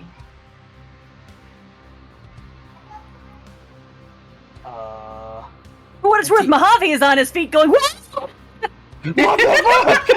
Yeah, T, you're not stopping this because if without you actively attempting to stop this, Scales is strangling you. I'll give it like 20 seconds. And then I just will not. open palm Mojave slap her would be- across the head. Also, Mojave would be trying to pull her off of him because, no, please, we're on the same team here. Can we not do this on our party bus? Because I really want T. We're getting third party begging? Okay, we're letting this happen. Oh no. Oh no. Oh, So boy. because Mojave is saying don't do this, you're like, oh no, alright, hold on. Not just don't do Yeah. this, but physically trying to drag Scales off of him. Scales is Let me go currently longer. strangling one of our party members. That is not okay. I mean, after 20 seconds, I'm not blacking out, so he's letting it ride a little longer, you know. But when the darkness starts to close in is when the fucking slap to the temple happens. Those Okay, children are infecting the think- brain. Right, they are.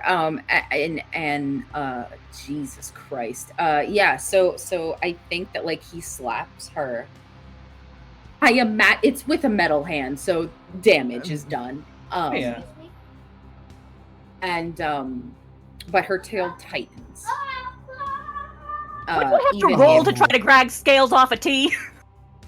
her yeah. There's Her tail gonna be a and her- mental thing very shortly of get on the other side of the fucking bus, mental compulsion in a second And here in a then- second. Oh yeah, hold And on. then she like gets hit and then she just like grits teeth and there's blood and bruise and she looks at T and she is mirroring the things that she's seen T do when he kills people, and so she continues to just keep that stare, and it's like she's recording him, his death, and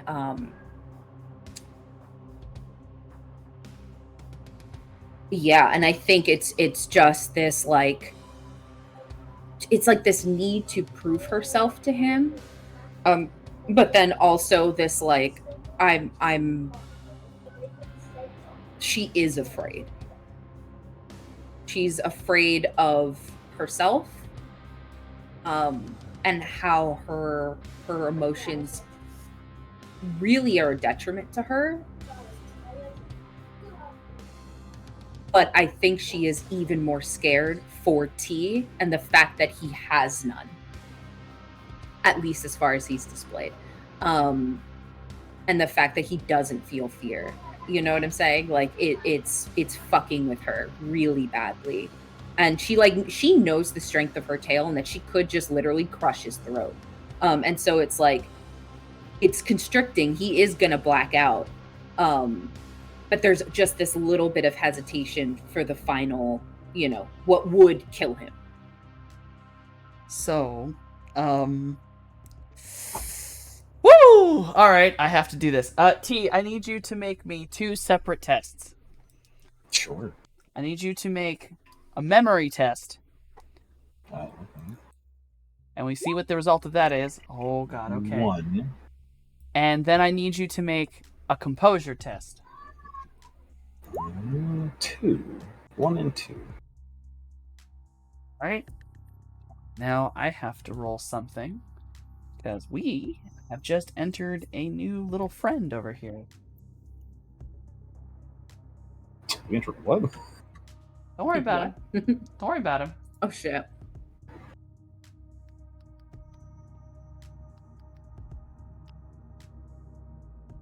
None? All right.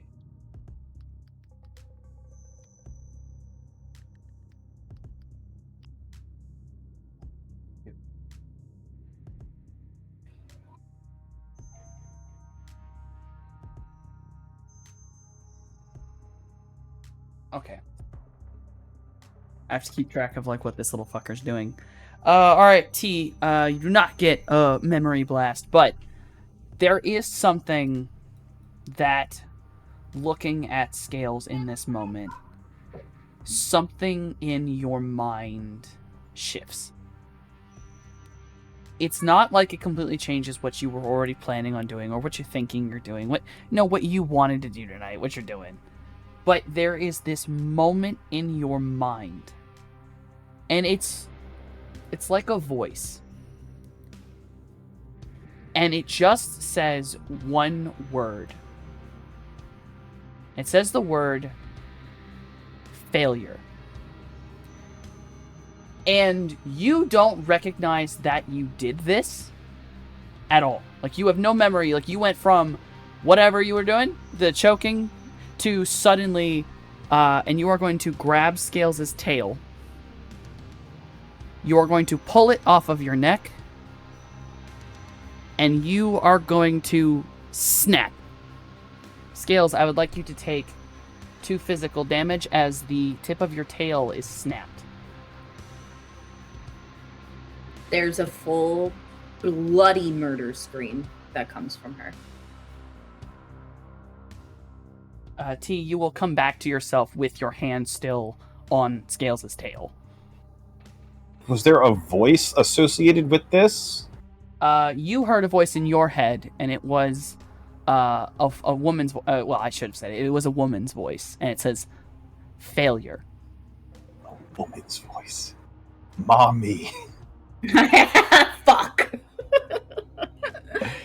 Okay, he'll maintain the grip on the tail and pull her so that like her upper body like tumbles onto the floor of the bus. I just yoink. Yeah. And then just try to put his foot against her throat and just stand on it. Mm-hmm. Okay. That's fine, that's okay. fine. That's fine, that's fine. Are you all doing? What the are you all doing? I don't know what I'm doing. Good question. I don't know what I'm doing. I'm trying to figure it out. Yeah. His so eyes are starting to freaking glow. He is about ready to start sending spells flying. Yeah, I think so. There's the bloody murder scream that comes from her. Damn. I think at this point she's almost like nonverbal. because this is probably not the first time her tail's been broken. And she says in text, "You matter to me." And oh man. And I think that's when the 1,000-yard stare hits. She's completely nonverbal and her whole body goes limp. And her eyes just close. Let her go. Remove his foot. Before you sit do back that, down slowly. I need you to roll another composure. Oh, you got it. 1.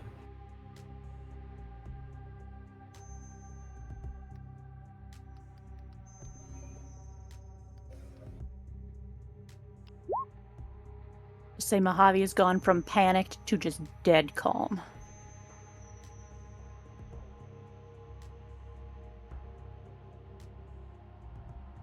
Nope. You have to beat this. You cannot tie with it. You are not going to remove your foot from Scales the Snake. Okay. Instead, you will hear in your mind that same voice, and all it says: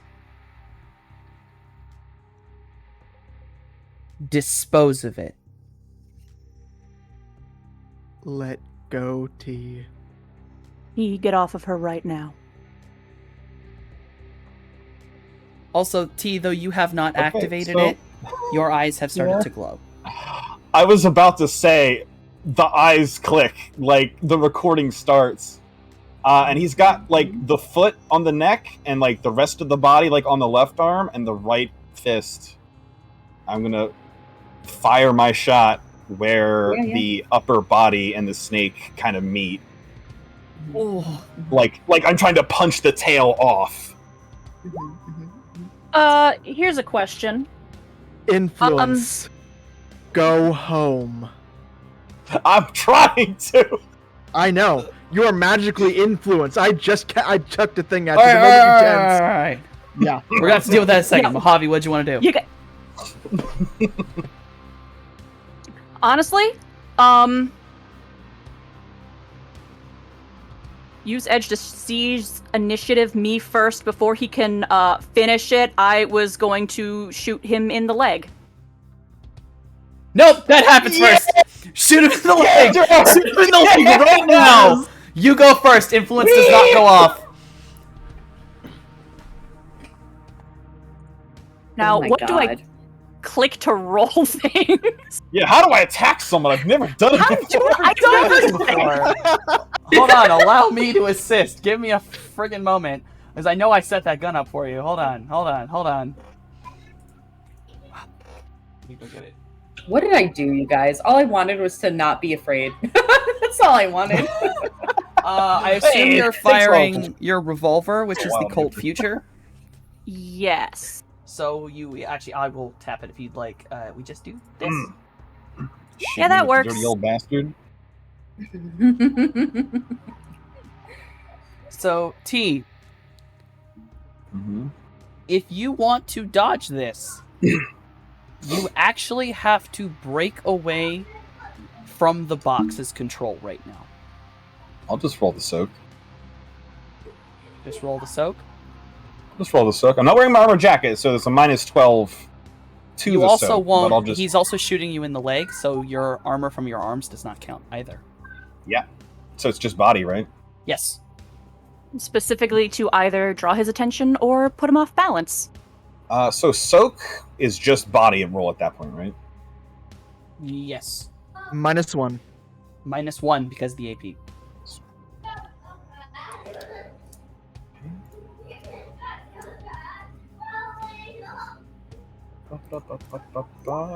Four.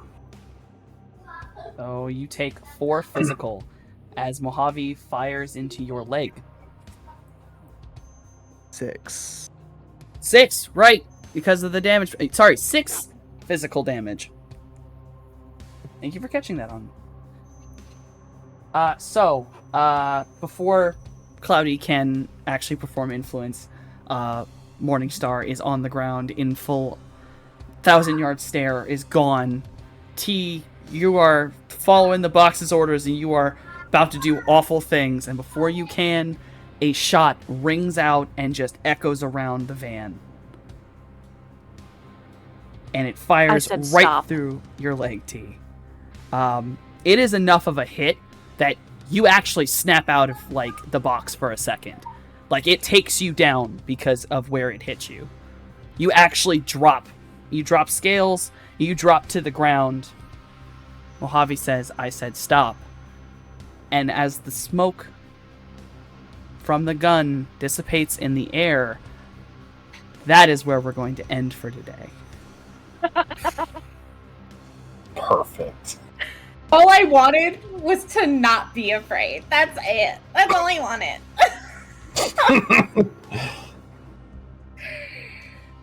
So, thank you all for playing. Thank everyone for coming and hanging out with us. Oh my goodness. Oh, goodness. We are going to... Every time we try and have a downtime episode in any of these games, no matter what the storytellers have planned, no. No. We are the ones who can hurt each other most. I had so much. It's fine, though. This is great. Don't worry about it. God, Jay does not know what he's walking into next time. So, we are going to go in order of, most likely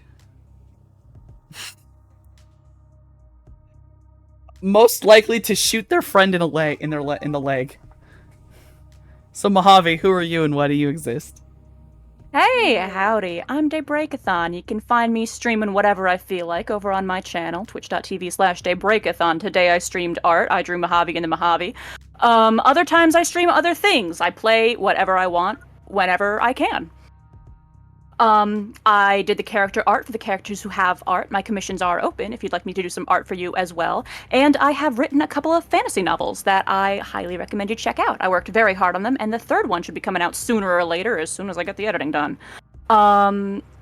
When I'm not here and now being the perpetually confused Mojave, I am, there and then at the Vampire Times playing the perpetually angry Hatfield, and I swear this is the most coherent Who Am I have ever given. Weirdly enough, yes. I don't know how the hell that said, happened, but damn. My dog says hello. It's the chaos, Softy. It's the chaos. What can I say? It's the chaos. I'm in my element over here. But yeah, no, my dog says hi. Hi, puppy. Puppers. Hi, puppers. Given that they are the one who technically did attack their friend first, Morningstar, who are you and why do you exist? You cannot hide!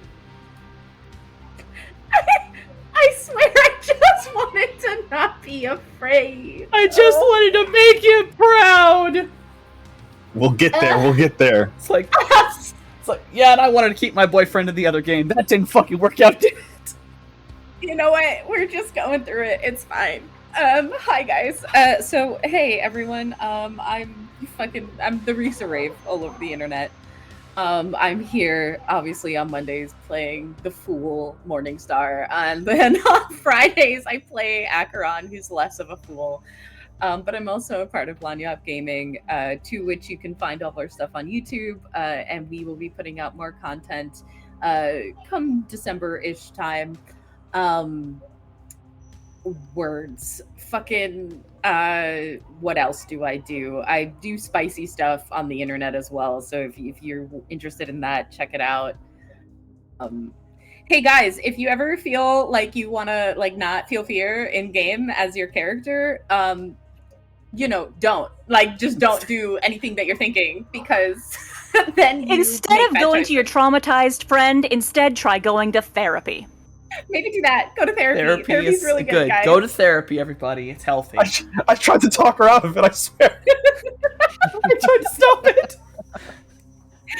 Dude, instead, listen to your friends and go to therapy. You know what I mean? The ghost children may come for everyone someday. Given the fact that T technically did try to talk Morningstar out of it and was manipulated by the box in his brain, Cloudy, who are you and why do you exist? Hello, everyone. I am Lord Radon, and I play Cloudburst here on Mondays, and may or may not be involved with other upcoming games in the future. It's tough to say. But primarily, I exist to be incredibly proud of Mojave for literally taking the lesson I literally just taught them. Thank you. Thank you. Thank you. Oh, this feels so It was good. coming one way or the other, Cloudy. Don't you worry about a thing. I was trying to tell you. I have my lines. And now, the friend who truly was innocent in all of this. T103, who are you and why do you exist? I did nothing wrong. Don't ever forget. Nothing wrong. I'm Slippery Nos, and I'm here on Mondays as T103, arguably innocent. Fridays, I'm here as Slip of Clan Rizfaratu, where I haphazardly lead a coterie of my peers through... God, I don't even fucking know what anymore. I missed last week. I stream in the middle of the week on my own channel. Sometimes. But what I do, I promise I'm there. And then other than that, I exist to remind you all that Bappa was never the top.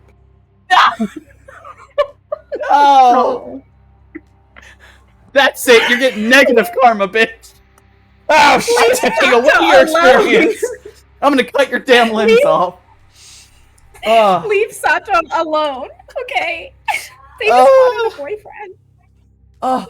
So, as my heart slowly dies out of my body, our lovely friend who was here with us before, Noskavian, we must shout him out because we love him dearly. Then also the most supportive cast member, Noskavian's chair. Absolutely. Oh my goodness, my brain stopped working. I am the Cosmic GM here on Mondays. I am Softenomicon normally, as my name is technically there. On Fridays, here on Table of Horrors, I play Ebony of Clan Ventru. I will say this now, since they're actually edited and are really actually going to happen and are not random ethereal beings. I have 2 projects that are going to be coming out. Both will be playing on Thursdays, most likely. One is a pre-recorded, one is not. That's all I'm going to give at this point in time. On and off, 1 week's one week's the other. So, but look forward to new things for TOH, new special projects coming out. I've worked really hard on them, and I'm actually very, very proud. On my own personal channel, which I do have, I stream video games and artwork. For video games, I have basically been single-mindedly, obsessively trying to beat Blasphemous. We are still desperately trying to beat it before the second one is released. Artwork-wise, I do not only my own personal art that I like to do, which is monsters. I do commissions. Commission me, please. I'll draw whatever you'd like within reason, and if it's paid enough, maybe without reason. I have a Patreon, which I also do some of those drawings on my streams. Patreon where I am doing a coloring book known as the Periodic Table of Monsters.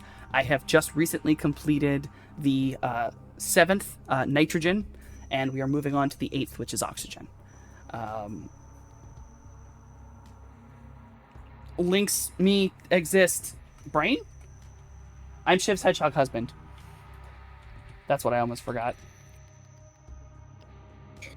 There we go. And I have now just popped in the TOH links in the chat. And I'm going to finally do this for once in my braining life and do the raid. Because I know how to do things. Hey. We are going to be raiding on TTRPG Academy. And they are playing a game I'm interested in. Candela Obscura. Ooh. Not sure. That sounds really cool, and I'm very interested about it. So let's all go over there and say hello. But, as Shiv would say, legally, morally, other words that I can't remember at this very moment, we are not allowed to leave until...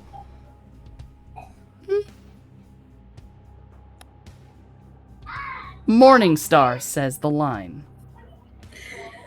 Guys, go to therapy, work out your issues properly and don't beat up your friends. Don't do that. Go to therapy.